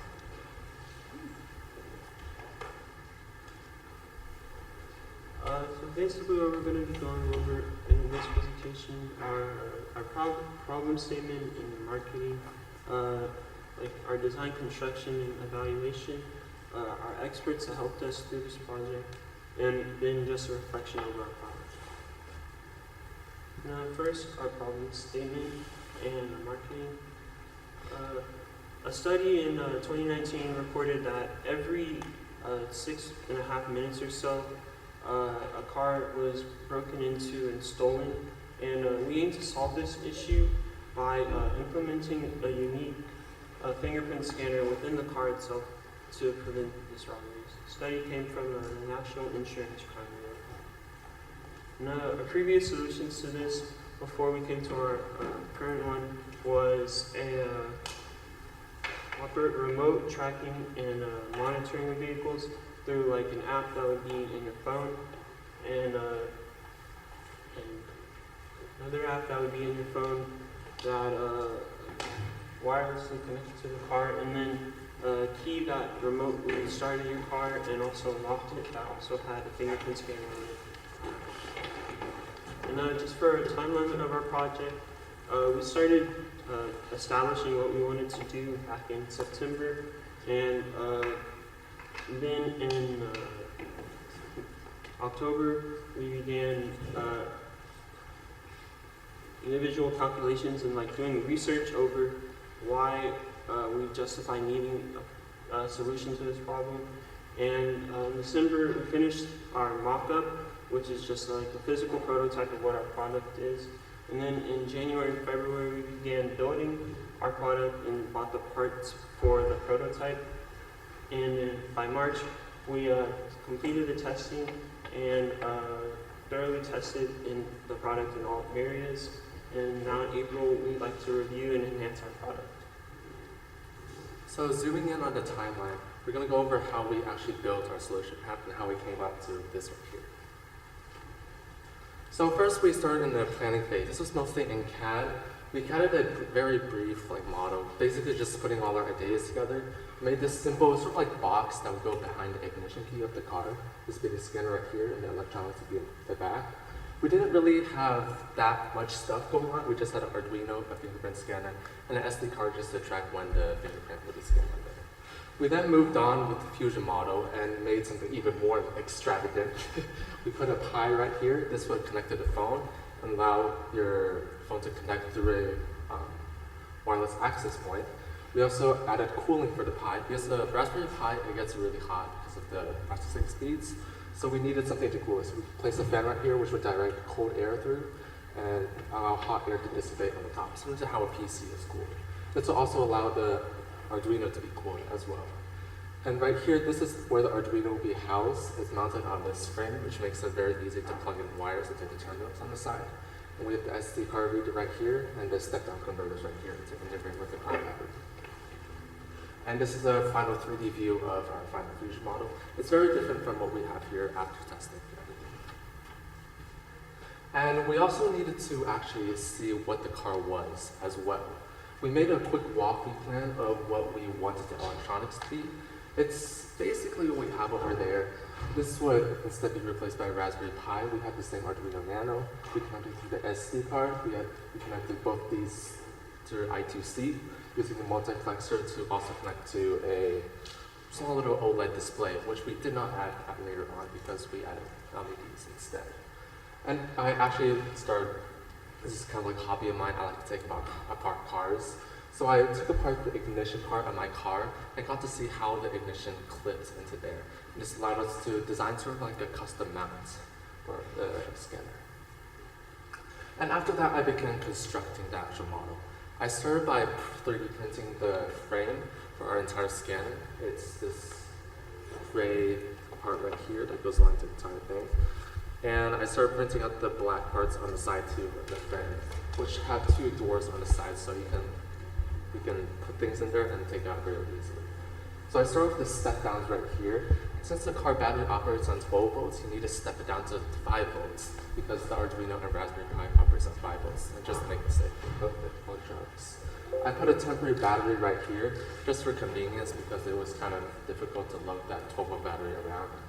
And after that, I moved on to the actual interior. This is where the Arduino was housed. You have the SD right here and wires connecting into the Arduino. I had a grounding point right here connected to the step down, which was where power was supplied, and a 5 volt power line on the other side. Moving on, I then finalized most of the frame. I put the Arduino in there as well. I hooked up all the I2C lines, which connect from the Arduino to the Raspberry Pi. And after that, we went through a rigorous process of testing with some of our classmates just to make sure that only the registered fingerprints starting the scanner worked, and no one else's fingerprints worked. And this is one of the examples of testing later. So I can see if he puts his fingerprint under it, it'll read it, but the LEDs are still red because it'll be unlocked, it'll be locked. But once I put my finger on there, the car will unlock. And we did this through multiple people. Of course, later on,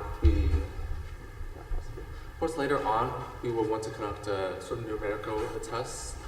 So something a bit more official than this, but for now, this was how we tested our product. So after testing, we decided to go through much more changes with the design. First of all, we actually switched our fingerprint scanner. We originally wanted to use this. This is like a circular scanner that would interface easily with your car's ignition since it was a circular shape. But the thing about this was that it operated on 3.3 volts, I believe. And because of that, you needed to have additional step downs across the entire product, which would make it extremely difficult to build. So we opted to make everything standard 5 volts in the entire model. That also includes switching out the Arduino. We used a 3.3 volt Arduino before, so we had to switch to a 5 volt Arduino afterwards. And this simplified all of the I2C lines throughout the entire product. After that, we focused more on the cooling. Our product has a fan on the very bottom to cool the Raspberry Pi. And although the cooling was adequate, it wasn't enough because it had to run a website and had to run the port connection to the phone as well. So we added these fins on the side and added more holes across the entire design just to make everything, just to help the airflow better. And lastly, we wanted to improve our power distribution. Before we had 2 step downs, which convert 12 volts to 5 volts. One of them would convert 12 volts to 5 volts at 2 amps, but this was not enough for the Pi, because the Pi required about 25 watts, which required 5 amps. So we decided to put a B-tier step down converter, which was able to handle the 5 amps of the Pi. And here's a picture of our final prototype right here. We'll show you us testing it after the presentation as well. So, as we stated earlier, our product will be able to be controlled and monitored online. And the way we're doing that right now is through a website which we handmade with React and Next.js, and it's hosted on Reese. And by the time we release this, we will have an Android app and iOS app that users can use to also access all this.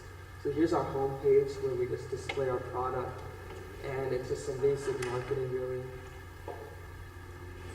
And our about page, as you can see, here's our team. Clement's the lead engineer, engineering and software developer, and Dennis, designer and engineer. And we just have more information that was already listed in our PowerPoint, and the timeline, problem statement. Here's our experts, which we'll get to soon. Now, the important part is the manage page. And this is where you can basically control all of your products. So as you can see, here's our car key, which is all we have right now. And you can choose whether to turn it on or off, the mode, like sports or eco, different car modes, and the person that's using the car. So you can enter in all of these and hit update, and it'll basically send all of that information over to our product.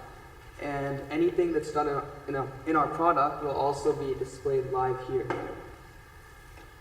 And this is also very important because this can go far beyond just a car key.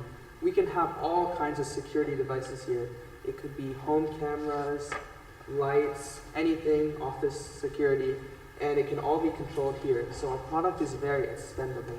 I also forgot to add this, but our car can also switch between different modes for a car. Let's just say that every time you walk in a car, you want to switch to sport mode, just having fun. So when you put your fingerprint there, it'll automatically switch to sport mode. But let's just say if your parents come in the car, they scan their fingerprint, it'll automatically switch to eco mode.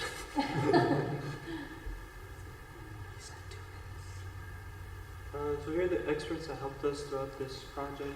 The first one is Marcus Johnson. He's a software engineer at Cisco, and he helped our team by giving us advice on what parts to use and how to connect the cars, our product, the car key themselves, to the car itself. And our next expert was Bobby Russell. He's a car sales expert at Chevrolet, and he helped our team by choosing affordable parts for the product and working. Alright, so here's our reflection. So let's talk about some potential impacts that this product can have. As you saw at the start of our presentation, car thefts are a big problem and people often lose their keys. And while there are solutions for this, like other biometric car keys, they're just not realistic for the general public. And we want to provide a product that will have guaranteed safety and a high quality of life, and also be affordable for everyone. And that's really our main selling point. Now, here's some improvements that we could have made. So first of all, the cooling, our open frame design. So as you heard earlier, our product will be in the part of the car behind the steering wheel, which doesn't have a very good airflow. And although our open frame design does help with that, it's still not perfect, and we could make some improvements. Our website also isn't completely user-friendly, and because we didn't have many cars to test with, of course, our product doesn't work with all kinds of cars yet. And here are our team contributions. Clement did most of the construction and circuitry. I did the coding and website, and Dennis did the CAD and sketching. Thank you. Thank you.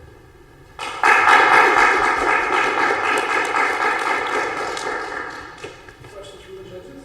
Clem, I have a question for you, two questions. So do you foresee this replacing the push start that are in vehicles as a completely push, where it recognizes your finger and then it starts? And then two, are there major differences between the harnesses between like a Honda, Toyota, Ford?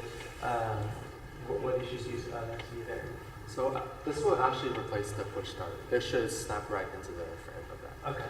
And we also wanted to make custom, like, as you can see the fingerprint right there, it's not universal to cars. We want to sell this as like a separate add-on so that every single car can add on. Okay.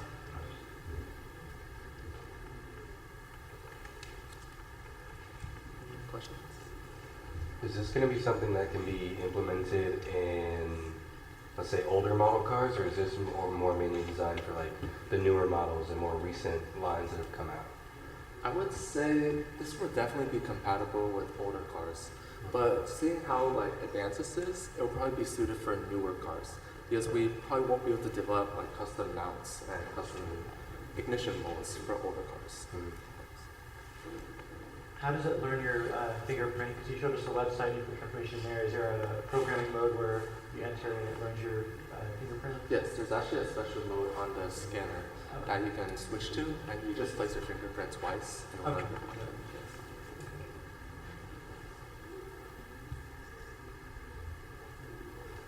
How did y'all enjoy working together?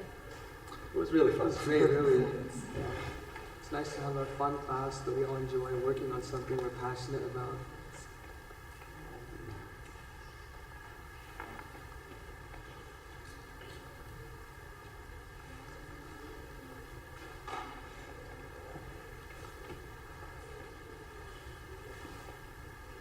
Any questions? All right, thank you, gentlemen.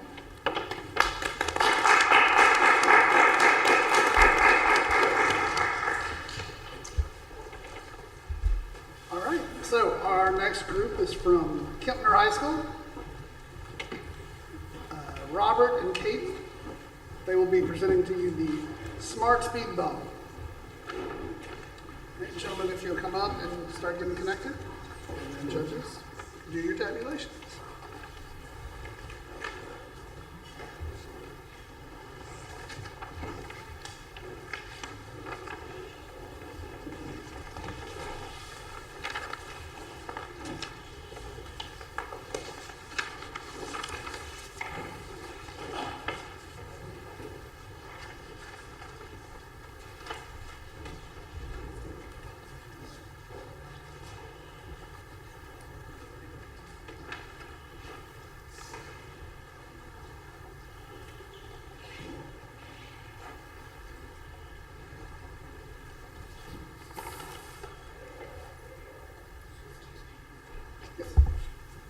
You want to?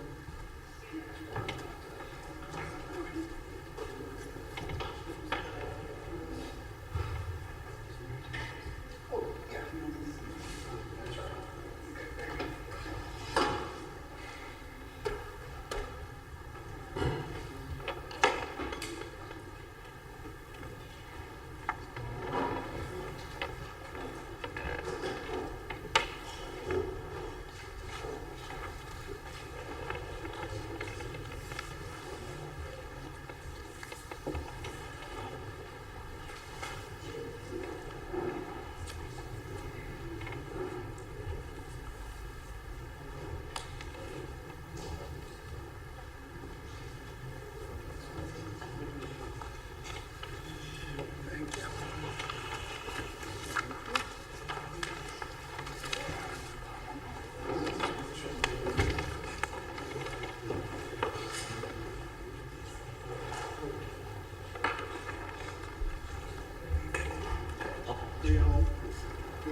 Judges, are you ready?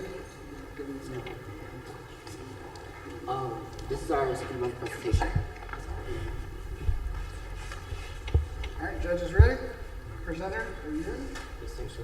Let's go. Good luck. Alright, this is our speed bump presentation. This speed bump presentation is a smart speed bump. So our problem statement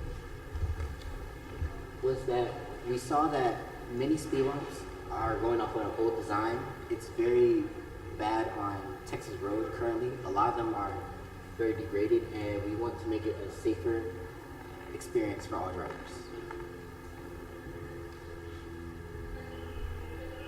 Alright, so ask yourself this question in a rhetorical matter. Have you ever experienced any faulty speed bumps while driving on the roads or riding with someone? I know most of you here probably have a license and drive a vehicle, correct? Because I've been driving myself for 2 years, and I've definitely had my fair share of bad speed bumps, especially in my school area as well. As you know, not much innovation has been implemented into current designs of speed bumps. Many older models of speed bumps that were made in the past are beginning to degrade and become faulty. If the condition of a speed bump is bad, then it could potentially damage vehicles, and especially people who speed across speed bumps could definitely cause an accident and cause a lot of damage around. So this is our survey information. This is for question 2. Our question 2 was, do you feel current speed bumps are effective? So we wanted to give them a wide range of answers because some people may not feel that it's bad or good, so we gave them the choice of yes, no, and sometimes. Most people chose sometimes as shown in the graph, and others chose yes. So with that information, we came up with the conclusion that speed bumps are a problem. Now, this is our first question. Our first question was, have you ever had a bad experience with a speed bump? And majority said no, but this was given that many of the responses came from students. So because of that many of the responses came from students, there's a large possibility that many of them aren't licensed and or don't drive at all. So this led to more saying no and said yes, but we took that information into consideration anyway. Alright, so here are a few more of our survey questions. We asked someone, why do you think road bumps or speed bumps are unfavored? Someone here said that they're unfavored because they're not always affected and they could be dangerous if someone doesn't see them while they're driving. What do you think could be done to make speed bumps better? Some person said add lights to make them more easily spotted if it's like a dark location or it's nighttime. A few more questions. Do you think cities should improve on new technology for speed bumps? Someone here said yes, modern speed bumps are outdated and it would be more better if the design was changed. One more question. Why do you think speed bumps are causing problems?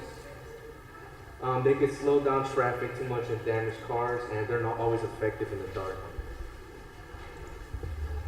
So this is our sketches. We started out with, this was our original design. We wanted this design to be simple. It wanted to be able to help cars that are law-abiding. We didn't want to affect those that are working with the law and then aren't speeding. We just wanted to slow down those that are specifically speeding. But we came to a problem with it being flush with the road, so it led to those that are law-abiding to still feel a bump. That's why we went for the first sketch. This is off of CAD Fusion. We use this as a model because we believe that this would have been easier for the eyes rather than a sketch. So this is our first sketch. And then this is our second one. As you can see, why it will be a large problem if it was implemented in roads. In our final sketch decision, we decided to go with our first sketch. With 2 pistons instead of actual, with this.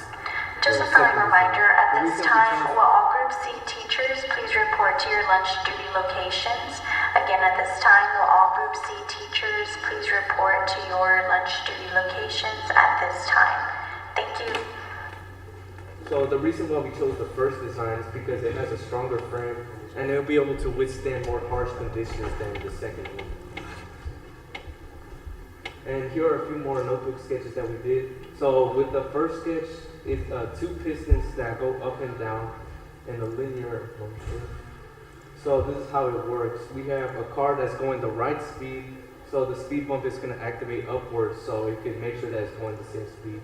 But if you have a car that's speeding, then the system will activate via a camera over here, and it will lower itself down pretty quickly so the car does not eventually get into an accident or does not eventually go flying.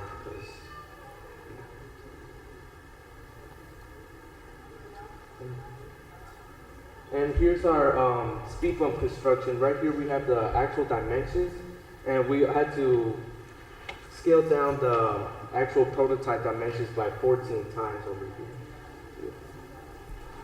To add on to what he said about the camera, we also wanted to add lights, a simple light to show that it's rising or lowering, just to make sure that all the drivers are safe. And then it also, we wanted to have it flush, well not flush, but have the underside of the piston right here to be connected to the ground, just to spread out the force so that it doesn't wear quickly. Right here, this is our, well, the design for this. So we wanted to use a laptop which would have a simple code on it that would either raise or lower the piston. And we wanted to use an LED light with wiring in order to show how the lights would work. And right here is more of the information that I just said. This is the finished prototype. So right here, it's supposed to show what the speed bump would look like when it's supposed to be flush. Obviously, it's a little bit lower than it would have been reality. And then, alright, so here's our build plan. The cost for the build, for the actual pneumatic pistons, it would cost around $600 for both of them. The HDPE plastic, $1.50 a pound. The basic camera system, around $100 to $500. Copper cable, $1 a foot. Custom warning lights, around $500. Heavy duty metal poles, around $50 to $150. Traffic marking paint, $25 a gallon. Our approximation, the lowest price that we are looking at is around $1,277 around there, and our highest price is around $4,000. To go into depth about the plastic, the reason why we chose it because it would have no problems with heat, and then also if we add it more structural HDPE, it will be able to handle UV radiation, and there's obviously no problem with water, especially with Texas weather. If it drops low, it's still flexible, especially if it's 5 inches thick. And because it's meant for commercial and residential areas, I wanted to make sure how many 18-wheelers it can handle before it becomes faulty.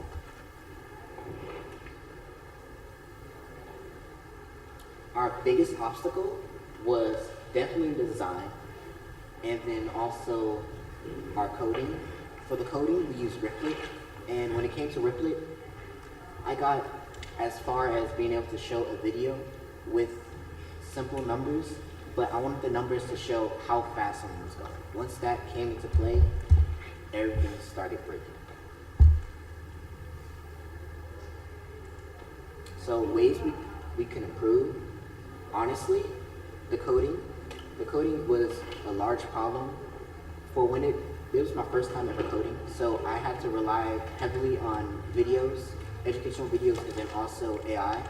AI helped me greatly when it came to simple mistakes. I didn't know it was simple until it showed me what to do.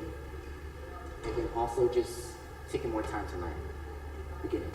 And stuff we could improve on the physical design is being able to eventually use all the products that we bought and integrate it into our final prototype. We could also improve on the structural integrity of the prototype speed bump and diagnose any more issues that could prevent it from working properly.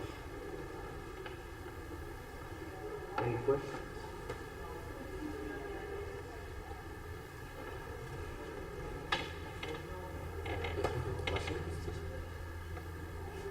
So I have a question. So the speed bump, I guess it's like you would be marketing to like a specific company, not like all Texas roads, right? Because how else would the cameras be watching all speed bumps back to the road? Is that right? Or Yes, sir. It's going to be more specific companies, especially like around Kroger. I forgot which address, but around Kroger there was a ton of speed bumps, and I felt like that was unnecessary, especially with how fast everyone is going. If at certain speeds, everyone is paying attention, so there's no reason to have that many speed bumps, even if there's a lot of foot traffic. The point of our design is for the foot traffic, and then also just residential where children are playing.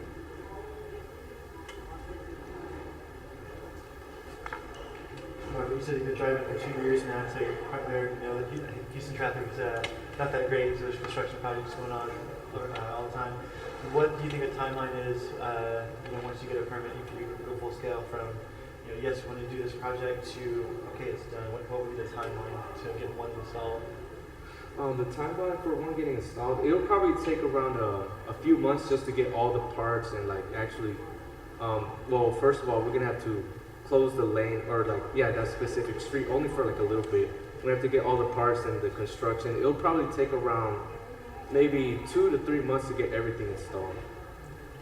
To add on to what he said, especially with, as you said, how it is with Texas lanes and then also construction, our design is meant to be able to easily be disassembled only where the HDP is, because I expect that to have the most problems. And then once the HDP comes apart, easily the pistons are right there and you just pull them out.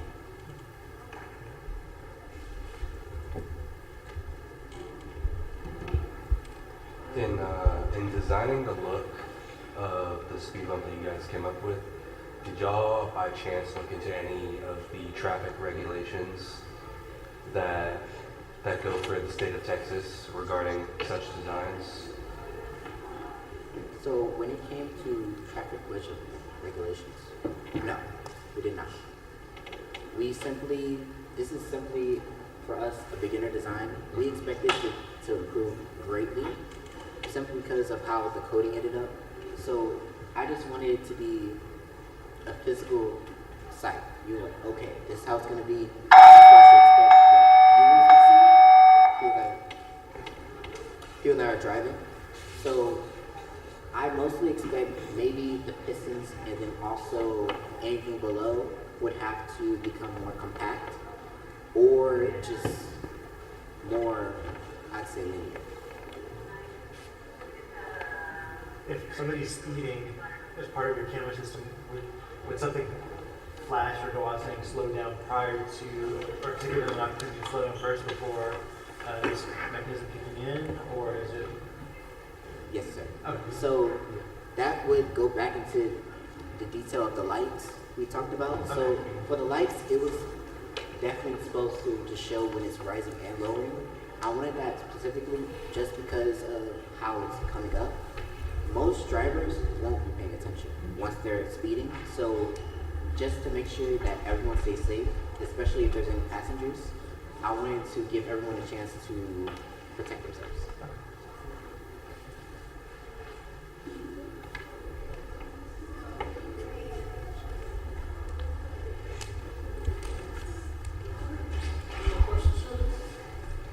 Thank you so much. Thank you.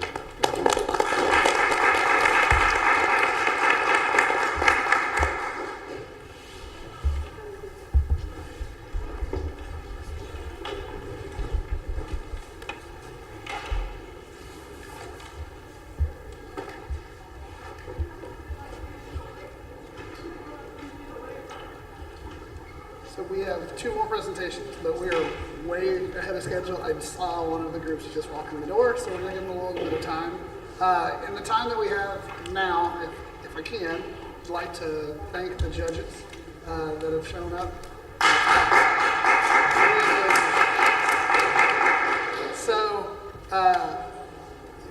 people on the webcast haven't been able to see them, so I'll ask if y'all will come in front of the screen and introduce yourself real fast.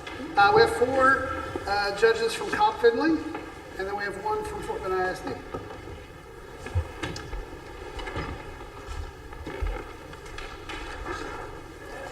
Hello, my name is Andres Chavez. I serve as one of the technology application coordinators here for the district here in Fort Bend ISD.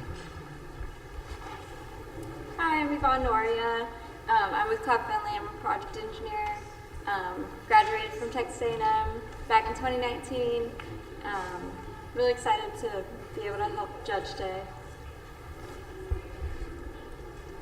Hi, I'm Amanda DeGusen. I work for Cobb Finley.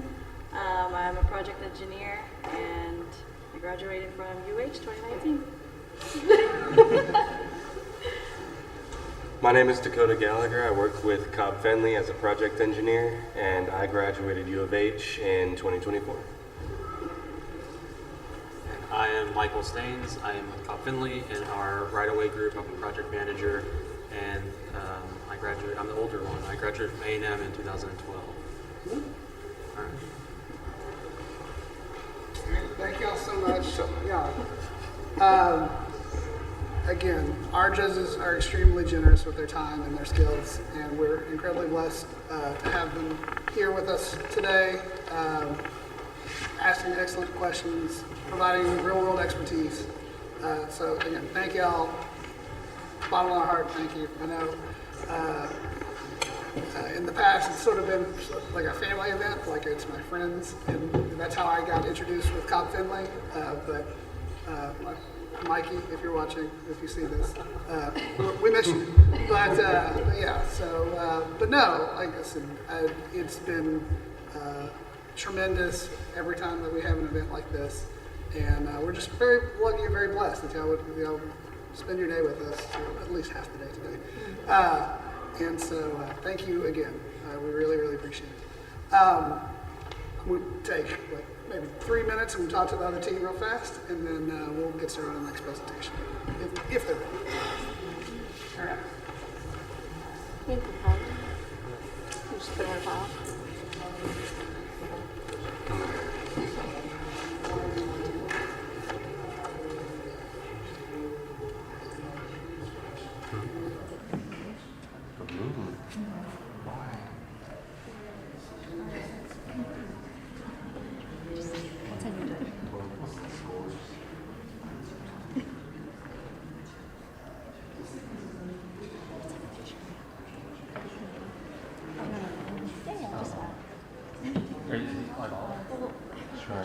Oh, okay. We can take it.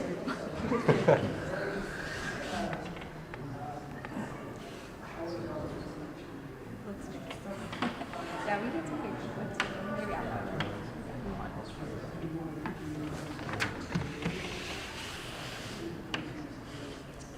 maybe can you take one of us together? Sure.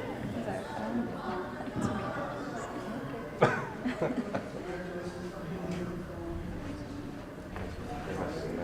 Just like we were like paying attention. Should do it this way. Watching up there. I'm gonna go down. Wait, I can. Natural, guys, all natural. Okay, I took like 3. Sounds good.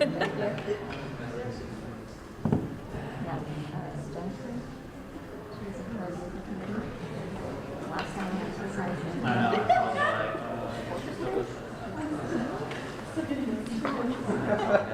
Can I just take them for my own? Just to show people.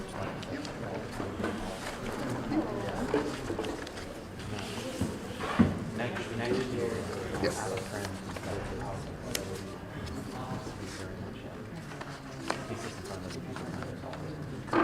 Okay. Okay. Well, like I said, it's there's never a specific type that comes in, but we've heavily incorporated Arduino. Like, so we used to do Raspberry Pi, which has got X, but we've started to be more heavily introduce the Arduino, and so the kids are like re-tuning the code now. So it's kind of manifesting itself in their projects now. It doesn't always have to be a codable solution. It can be something simple and elegant. And I think a lot of their coding stuff is simple and elegant too, but it doesn't always have to be. But like now that they're getting those skills, they're really starting to like flex the muscle.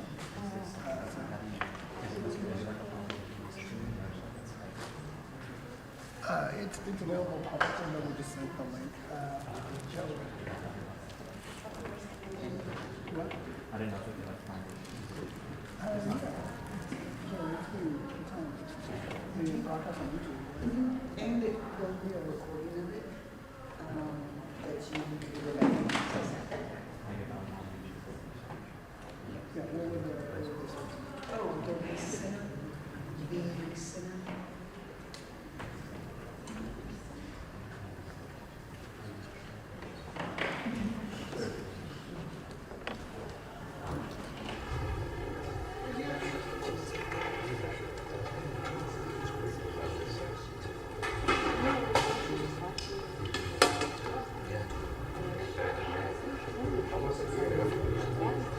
Did you like the research program? I actually started at A&M. Well, I started in a completely different major, so initially was at A&M. Michael, you make me feel very And like I'm the old one. yeah, Come back to 2012. Oh my God. You have friends in the class of 2012. Oh my God. Yeah. That was my visually I was attest like, to. I know I can. When you're like, I'm the old man. So.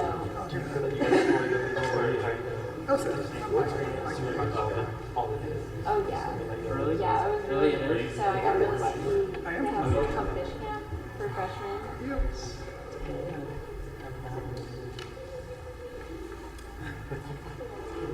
And yeah, it was like a freshman camp. So what's the way I'm And they have like leaders and they break you out into groups about leaders. So in your own traditions all the way. So I feel like you've really introduced me in my whole group and my experience at every tradition. And it was awesome because then I met people like in my sophomore year that didn't do any of those things. Then I introduced them to it. Yeah. School bigger traditions. Yeah. Really. Because I didn't come from, like, my parents were so unaware of the anime tradition. Because a lot of my friends, like, they have done a lot of it growing up. Just going to dance and stuff. Yeah.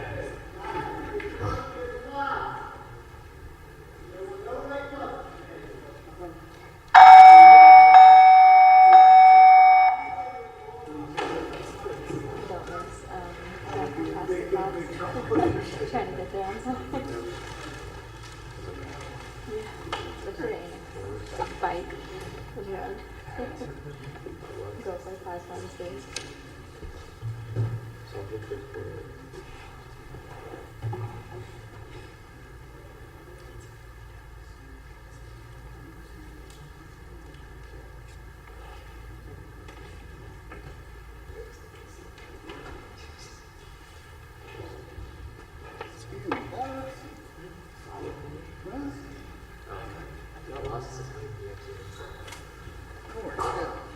Again, we're way ahead of schedule. I appreciate y'all being there. Don't worry about it. Yes, I can see the door. Don't stress them out.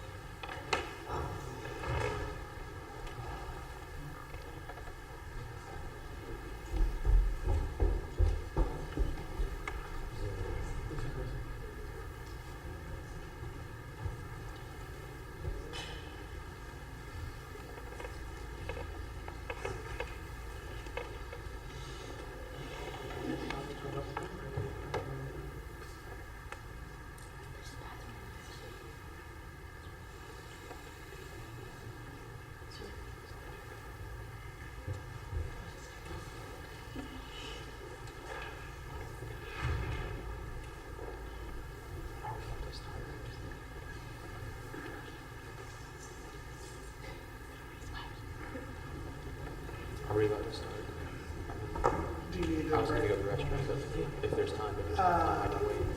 That's right. I think he's going to. Okay, good, good. There's a multiple person restroom that way.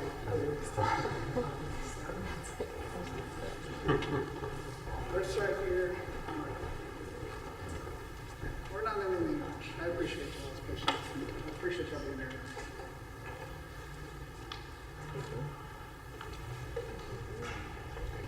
Do the judges have any questions about our engineering program? I don't know what y'all are interested in here.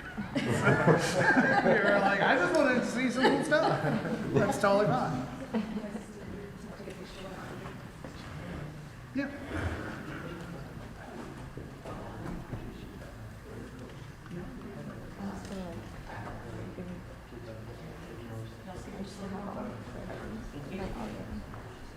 Yeah, well, I don't know why they wouldn't be across the street.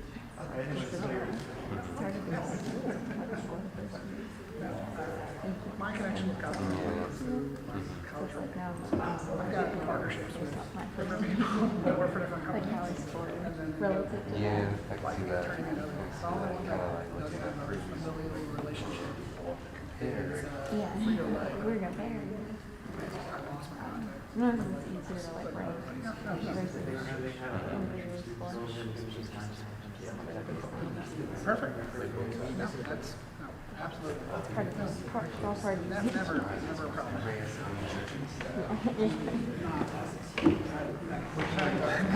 That was your whole speech. Like that. Which agreement are you on?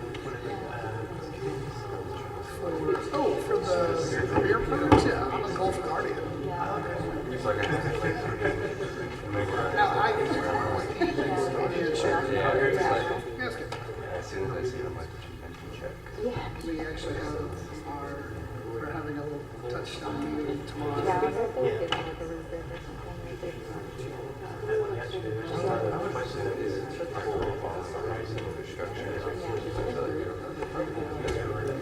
Yeah, that would make sense. Because they really have a slideshow. These last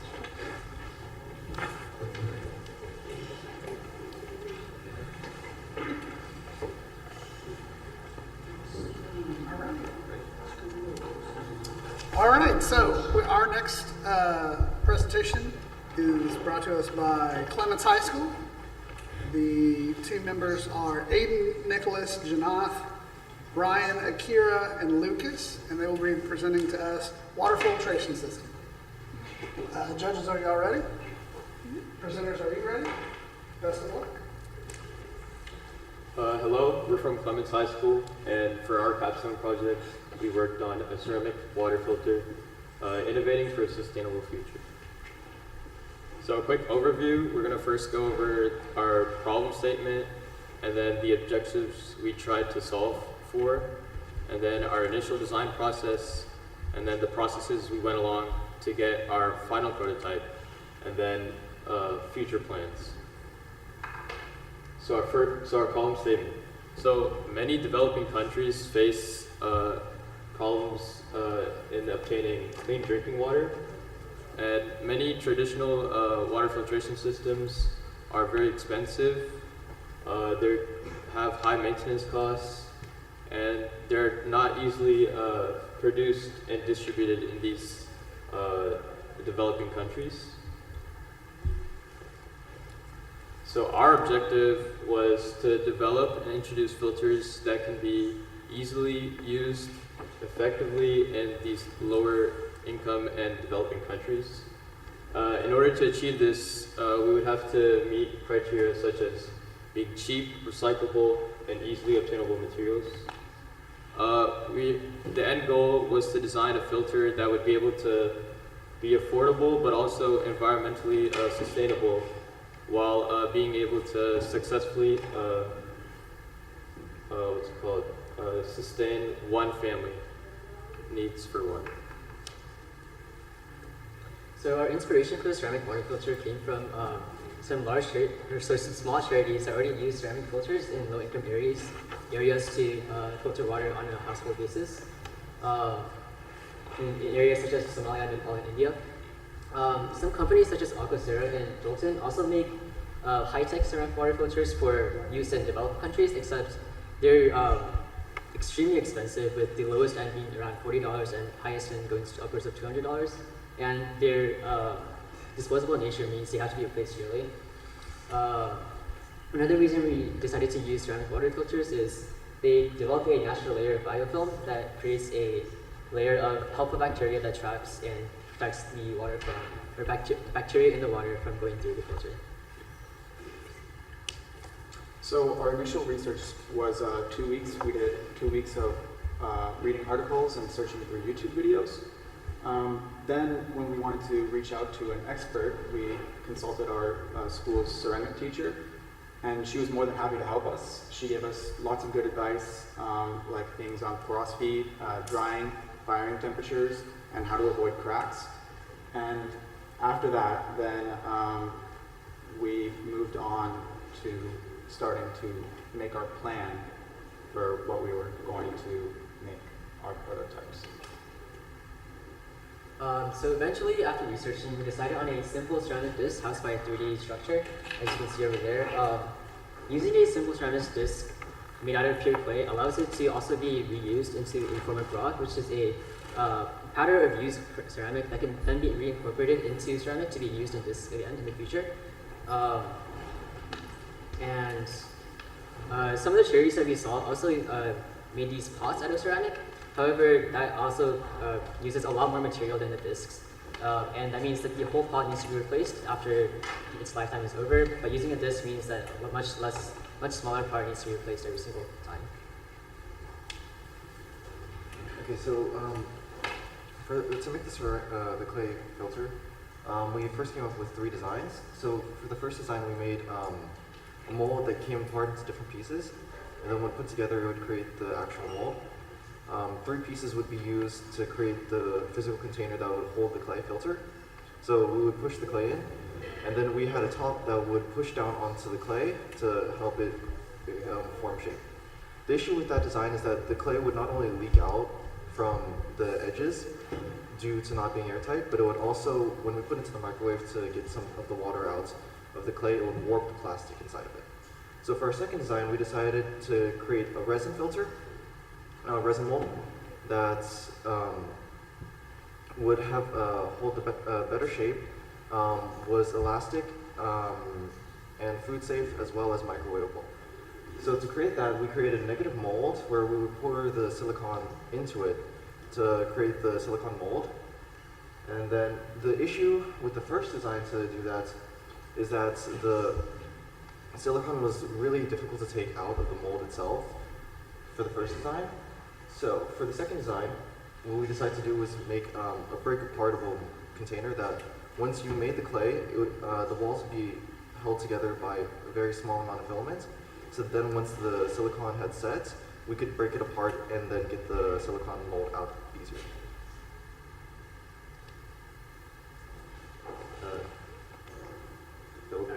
So this is the design for the actual housing. The water initially goes into the funnel, which is collected, and the funnel actually has a really small hole that allows the water to slowly drip into the filter. One of the major downsides of a ceramic water filter is that it only uses gravity, so the water takes a really long time to filter through. But the dripping mechanism allows it to hold water as long as it needs to, and then slowly release the water into the filter. This is a disc housing, which holds the ceramic disc itself, and then that allows it to go down into the collection system.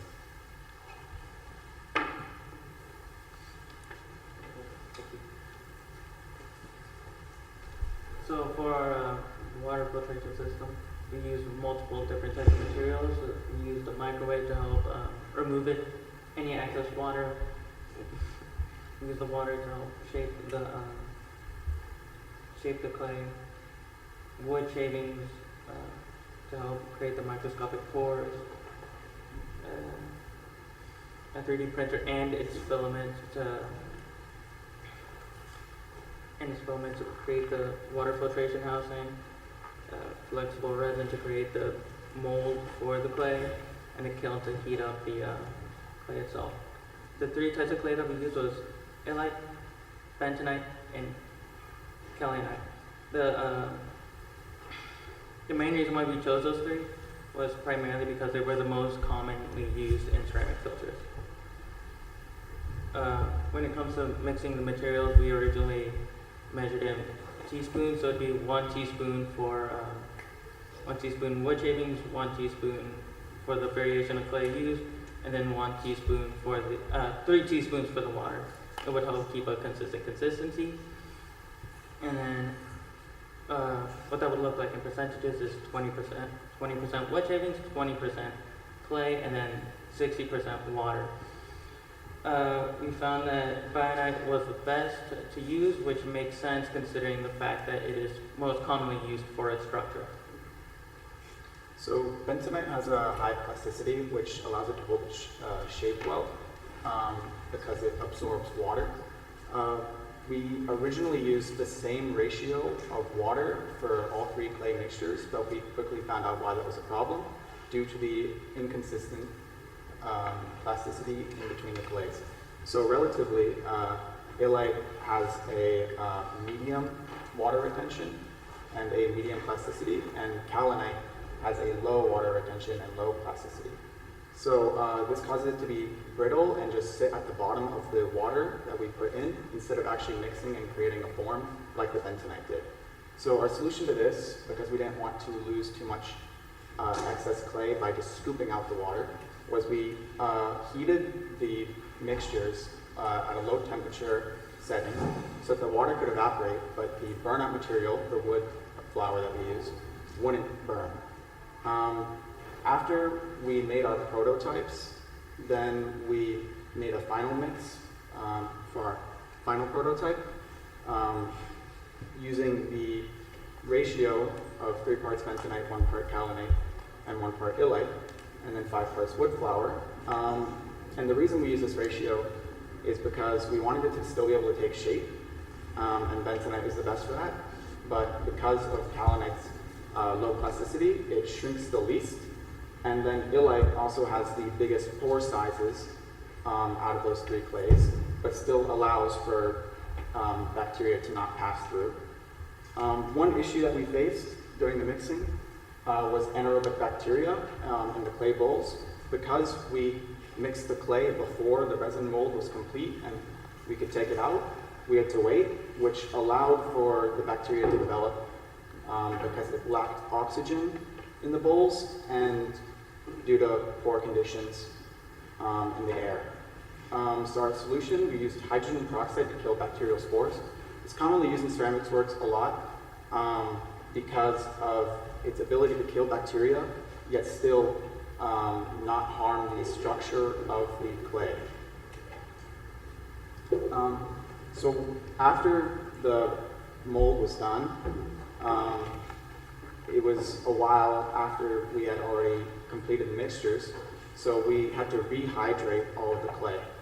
We separated the batch into 2 sections, and we made one more watery than the other ones so that we could fill the edges of the mold on the very bottom without having to worry about there being gaps or air bubbles.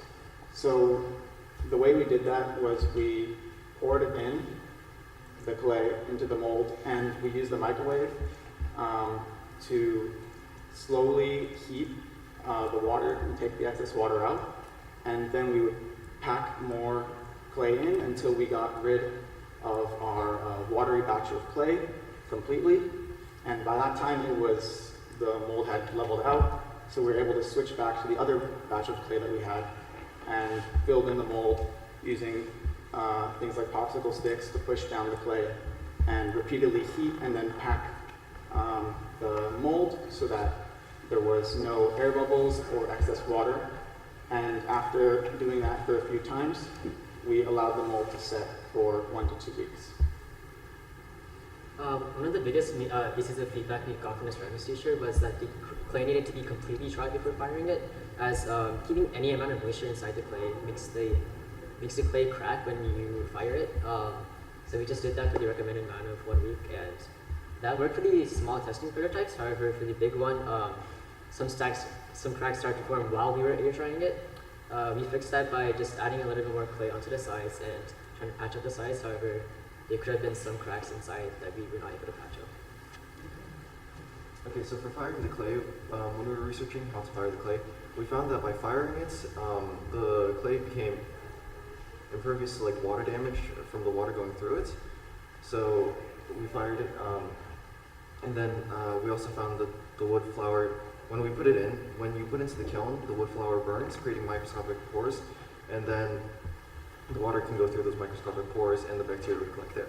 We also found that there was a temperature range between which the clay had to be fired at. Depending on what range you set it at would determine the pore size. If you fire at a higher temperature, the pore size would decrease and it would shrink, making it so that less water can get through, but at a lower temperature, the pore size would be at the highest it could be, and that's why we fired it at a smaller temperature. So these are our 4 prototypes for the filter. Our top left one was making sure that the furnace affected the clay in the way we intended, and all 4 of these came back intact and functional. We tested them with set amounts of brown water and timed how long it took to pass through them, and they all worked and the water appeared much clearer. Time has expired. Y'all can work for the rest of your presentation through their questions. So the judges have some questions that we need to hear from. Then we can ask any questions that we have on the parts of the rubric, but time has expired. In terms of the actual filtration, how would you compare it to a standard carbon filter that I have in my refrigerator or a water filtration system that I have, like a turbo filter system? What types of numbers did you get on testing? So we initially actually ran out of time for this project to actually run proper tests, because we had a lot of iterations that required more resources, time, and effort, as well as we just did not simply have the equipment. But we did plan on running further tests for its effectiveness. We were able to do drip tests and flow rate tests, but we weren't actually able to do any microscopic tests to examine bacteria. Okay. Our tests for water purity was simply visual. Okay, good. Thank you. What is the time it takes to filter however much water fits in? 10 milliliters of water takes about 5 minutes.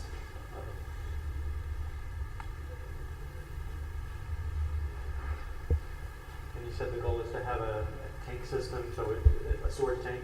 Is that what? Yeah. So this is the bottom piece. We're gonna have somewhere where these 2. This is just the housing for the disc, and then this is gonna rest on top. This is the drip system. Oh, okay.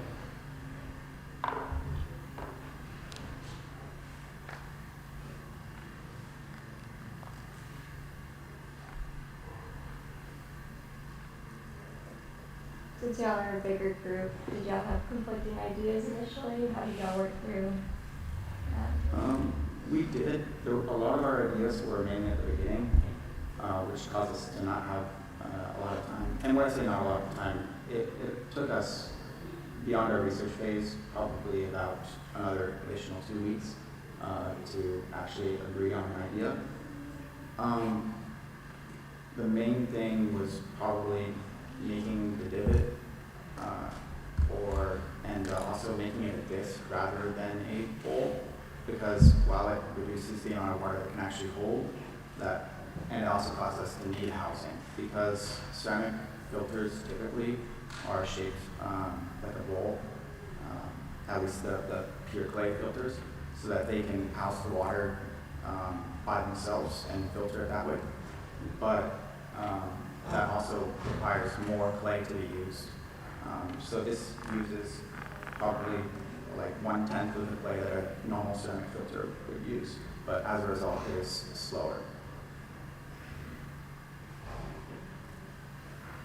So you guys said you ran out of time. What do you think you would do differently to work more efficiently timeline-wise?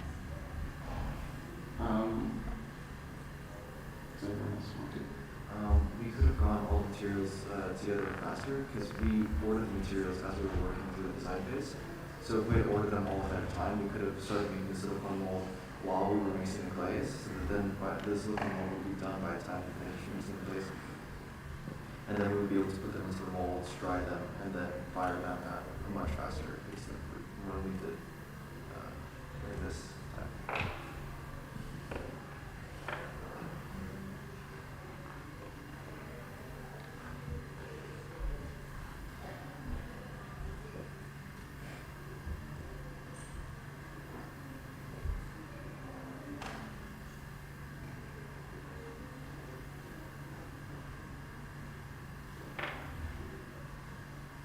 What future steps would y'all take?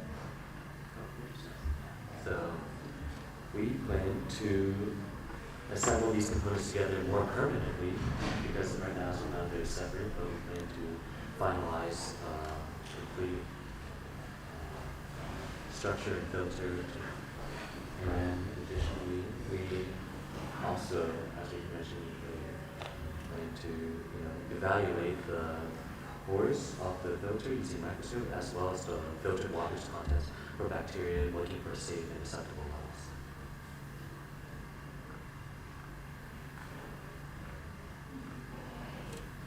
All right, any other questions? All right, thank you, John.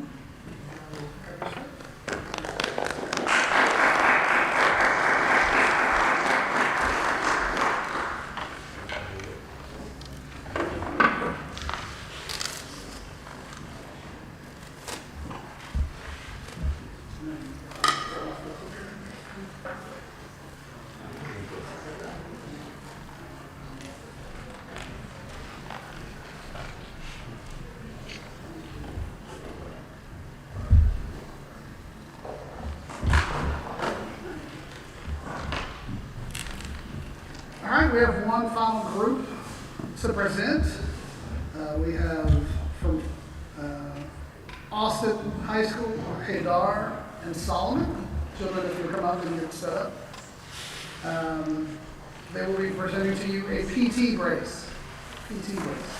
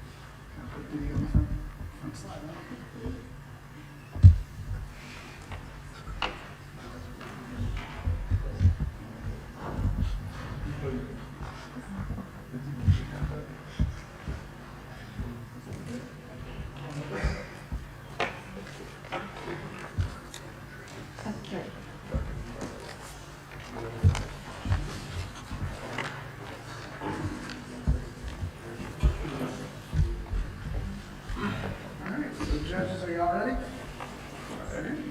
Presenters, are y'all ready? All right, that's it. All right, hey there. My name is Hyder, and this is Solomon. Oh, yeah, my name is Solomon. All right, and we're presenting to you a new feature for PT, patellar tendinitis.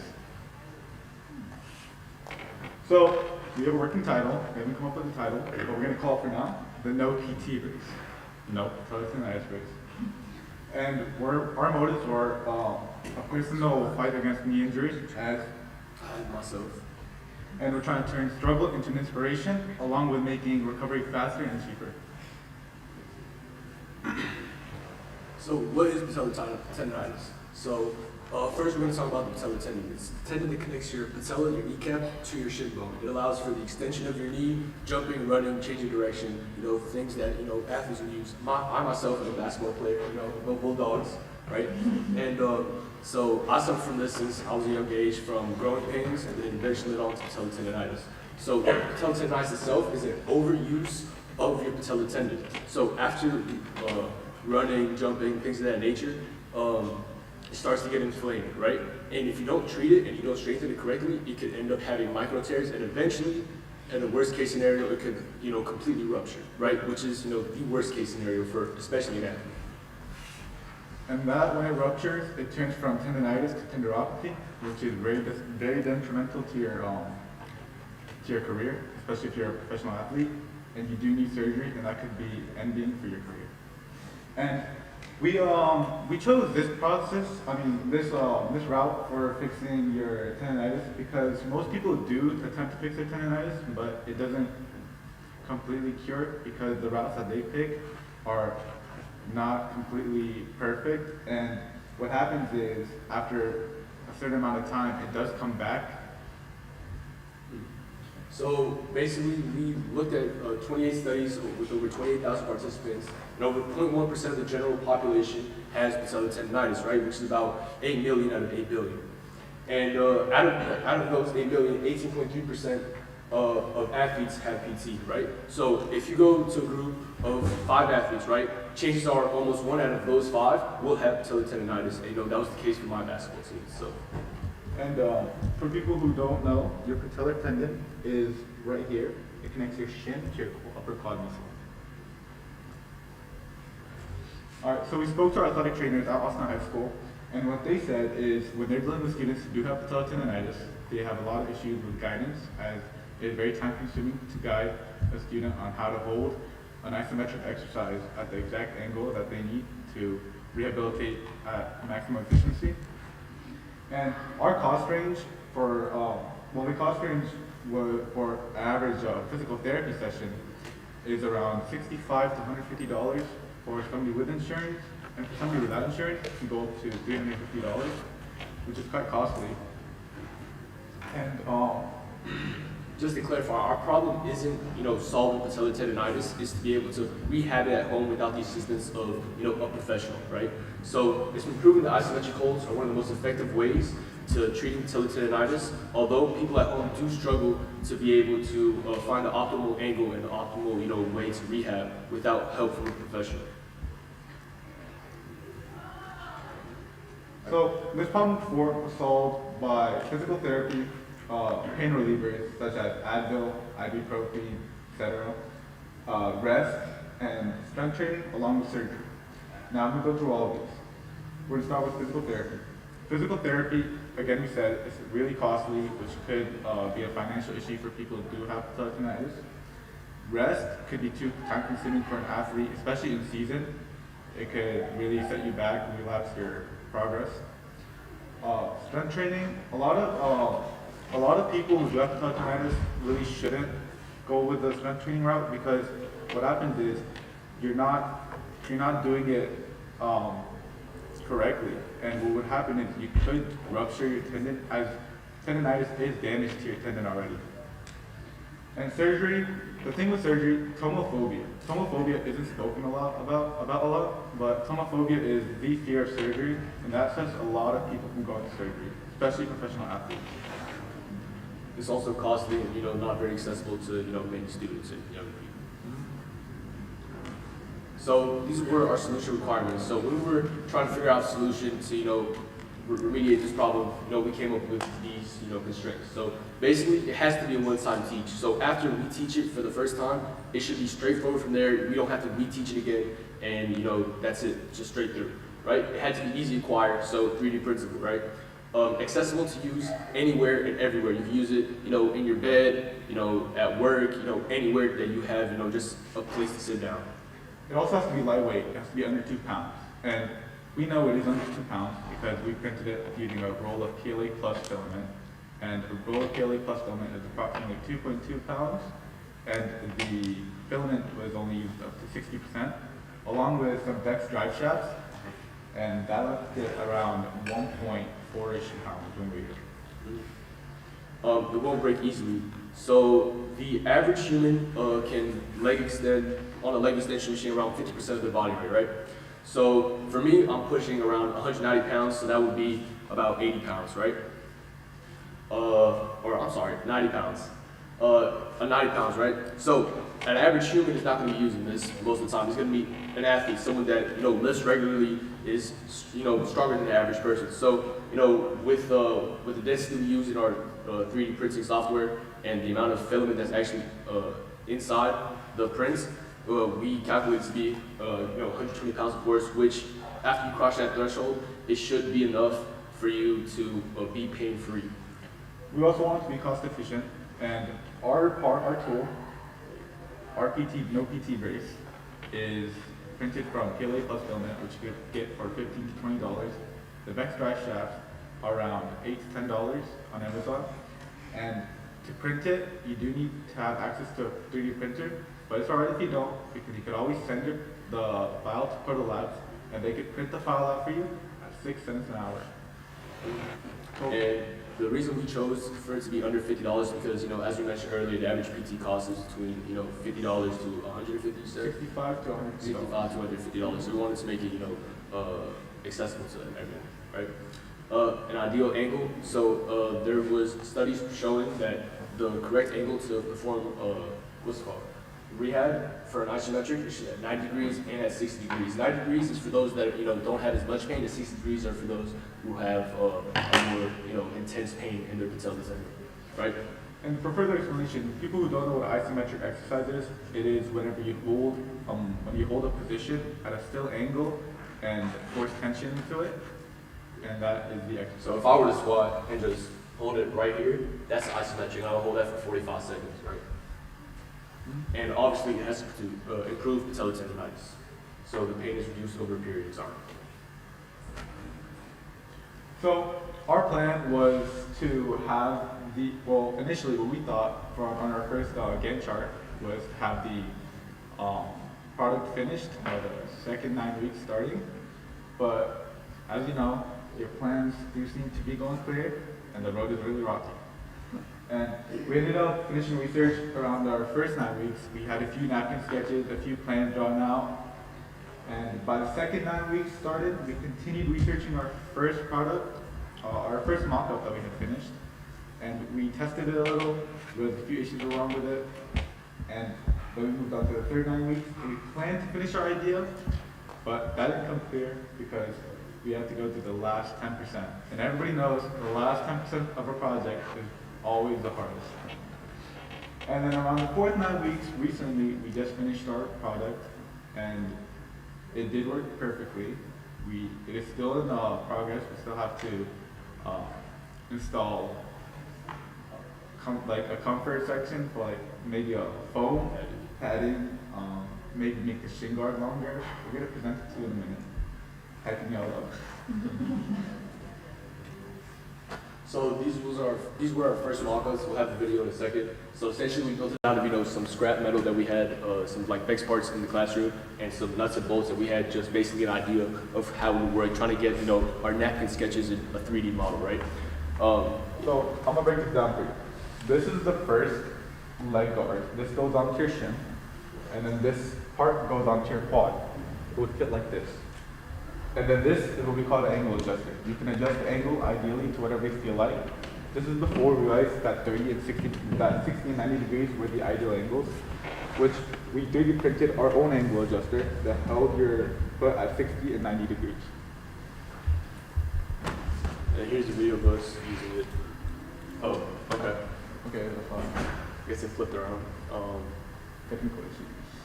Yeah.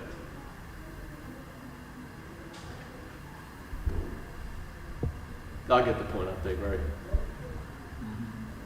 So basically just us demonstrating the mock-up and how it would work, and I think we said to... So as I said, the first shin guard would go around your shin, the second would go around your quad, and then this angle adjuster allows you to kick up, and we would put a pin through it to hold it in place. And this is our first official prototype. What we have here is the angle adjuster, but instead of the old design where it was junky and big and bulky, we decided to make a slit so you can insert a second rod that would hold your other shin, and you could put the pin through. It would be more of a sleek design, which would be easier to wear, more light. It would also be more compact. You could break it into 2 parts now. And instead of using, you know, metal pieces to hold it onto our leg. We should try to use straps and Velcro, but later on we decided, that wasn't ideal. And here is another part of our prototype. So obviously it broke. It wasn't strong enough for our legs, so we decided we had to make it thicker and wider in order to accommodate for that. We also added fillets to the part where it holds the angle. I'm going to show you that. So these are the fillets we added right here, and then this is our first final prototype that we thought before it broke. This is where we entered the last 10%. Yeah. Yeah. And what happened here was when we designed this, right? What happened is we had the angle, like the angle adjuster, it could go a full 180 degrees, right? But we realized if we had more surface area attached to it, when we only had it going from 60 to 90 degrees, it would be able to withstand more force. So yeah, it broke. We were testing it. We had it on our leg. We started extending, and then it eventually, snapped. It just couldn't hold our force. So we made these points thicker. We added a fillet, so it didn't go the whole 180 degrees. It goes like 120 now, right? Yeah. And so essentially, it doesn't have that full range of motion. And yeah. And this is our final prototype, which we have right here. So this is how it's used. Here. You'll sit down. If I had a chair, it would be better, but go hold it like this in this position, and then push, and you should feel the tension right here in your patella tendon. And you'd hold that exercise for around 45 seconds, or around 3 sets each, and then after that, you call it a workout. Yeah, beat that and you do that 1 to 2 times every day, and you should start feeling improvement after 2 to 3 weeks. Yeah. This is very Time has expired. The judge is going to ask some of the questions that they help you to finish out the presentation. Did you say that was all 3D printed, is that correct? Yes, all these parts are. Yeah, mine is the best shaft. Yeah. Right.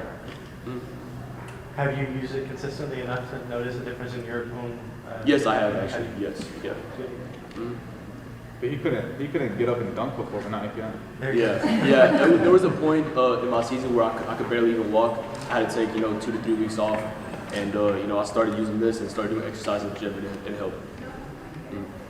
Has anybody else used it besides you? Some of my teammates on the team used it, and they said they do feel some improvement with it. I gave it to them for a couple of days, and they said, it was tender at first, but then I started feeling the difference, and now it takes a whole hour or 2 before they start feeling pain in their knee. We also took it to our local gym, and we had athletes there try it out. We have a lot of athletes who come and train there, and what they said, they do feel tension, and it does feel like their patella is working, and they did like it. Any other questions? If you could make an improvement on it, what else would you do? We got cut off because of time constraint, but so we would 100%. Okay. Show, can answer their question. Right. So our next steps are we were gonna install padding for comfort because it is plastic and it would hurt your shin a little if you do press on it too hard. And we would make it a better fit around the leg. We want to make it a universal size, because for some bigger people or smaller people, it could have a different fit, but that wouldn't change the efficiency at all. It would just be for comfort. And we do want to make it longer on the shin because it'll have a better lever or a moment, so that way, if I put all the force here, I'm gonna have to apply more force into the tendon, because at the end of the day, it's like a lever, right? But if I extend it down closer to my ankle, I can apply more force to the tendon without actually exerting as much force myself. we also do want to make a chair compatible where you can sit in a chair and put it on and just like push attach it to the push chair. while you're on your office working on your whatever. Yeah. So you talked with your athletic trainer. I'm curious if you talked to like a physical therapist or any kind of. No, we didn't. We just talked to our athletic trainers, but I think they have a bachelor's in PT, something like that. They do have an education in that. Any other questions? All right. Thank you, guys. Thank you.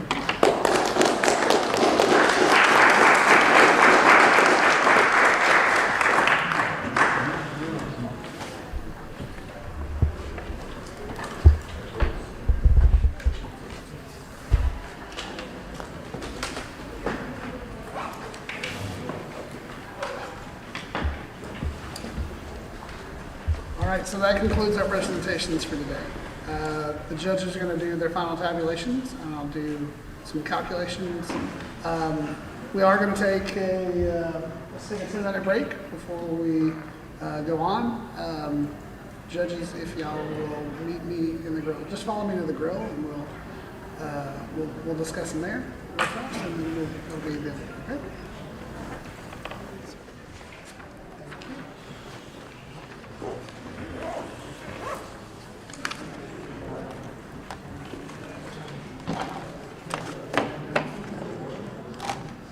Yes, but the trophy didn't come. But I'm going to show a picture of this trophy. But the trophy's a very real trophy, and it's already bought. It's a very real trophy. It looks very fake in the picture, but it's a very real trophy. And we're going to get their names engraved on it and their project title. Thank you.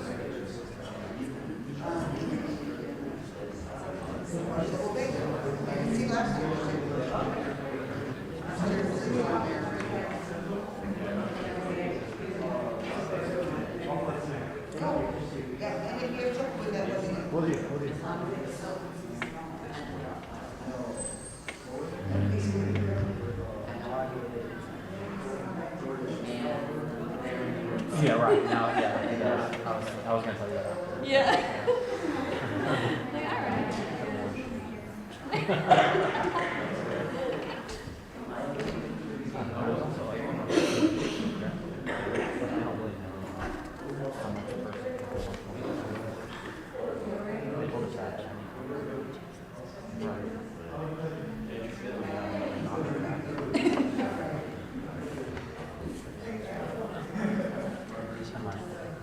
right. Right.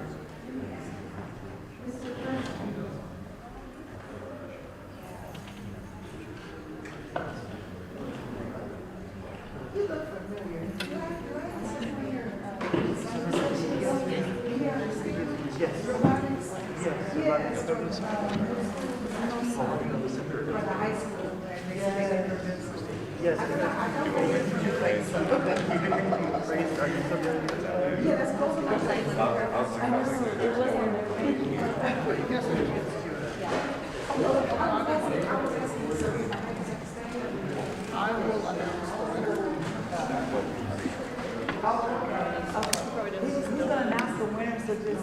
I mean, if y'all wanna, you have to go right now, or where's your class? Where's your class? That's what we. The 12:50 girl? Okay, we'll take that one. Okay, I know. Okay, so as long as you know that, if you have to just go, I don't wanna make you stay, you know. Because now something that you just fine, maybe. Yeah, you let you know. But I want you to be.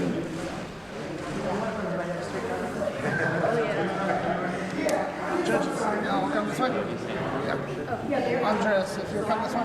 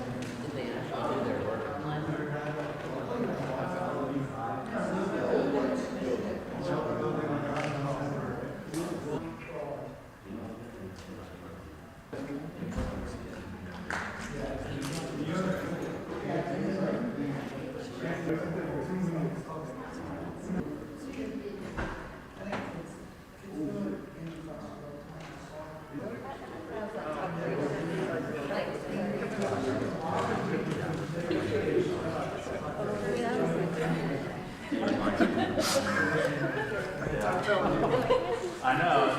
It's like,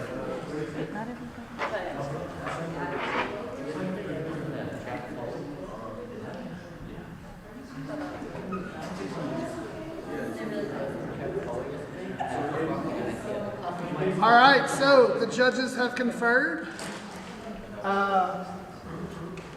This is what it's all about. It's about a picture of a trophy. Y'all, legitimately, it's ordered.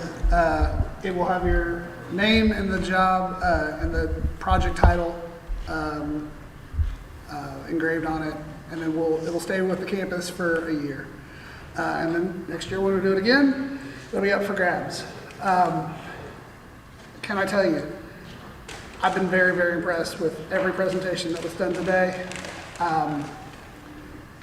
I really appreciate your willingness to be here. I appreciate your hard work, students, to get everything done for today that you had to. As you can tell, not all 12 high schools are here. And so it means a lot for y'all to take your time and give the dedication that it takes to do the projects, and then come and show off how awesome all the different engineering programs across the district are. But with no more further ado, and the winner of the 2025 Engineering Design Championship for Fort Bend ISD,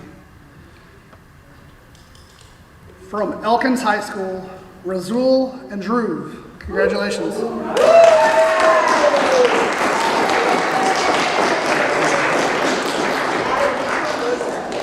So that is the Echo Cane, the Echo Cane. All right, congratulations. I wish I could give you a trophy. I will give you a firm handshake. And then, it'll be in hopefully by next week or the week after. But like I said, before you graduate, you get to see the trophy. I promise. Yeah. With the trophy, or you want the logo? Or you want the logo? I'm going to put it back.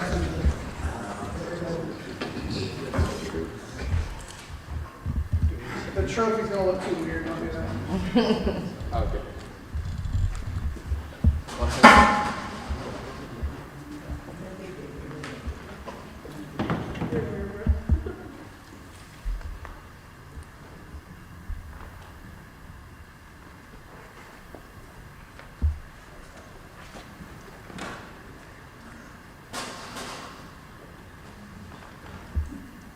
Show up.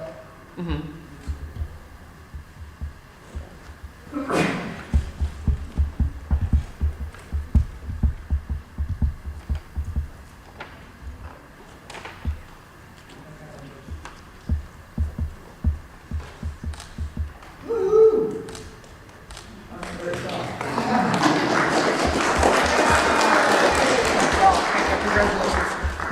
also, thank you goes out to Miss Joey Druid-Lang. Really, and all of the Reese Arts and audio video production crew for doing our webcast today. Y'all, I'm just super impressed by the event and by y'all's dedication and by how awesome our kids in multiple programs are in order to make something like this get pulled off. So just thank you each of the students that helped for the production, Trey Samuel for marketing and advertising, communications for marketing and advertising, and of course, as I said before, our judges. So thank you again, judges, for your time. All right, we will see y'all next year. Have a great day, y'all.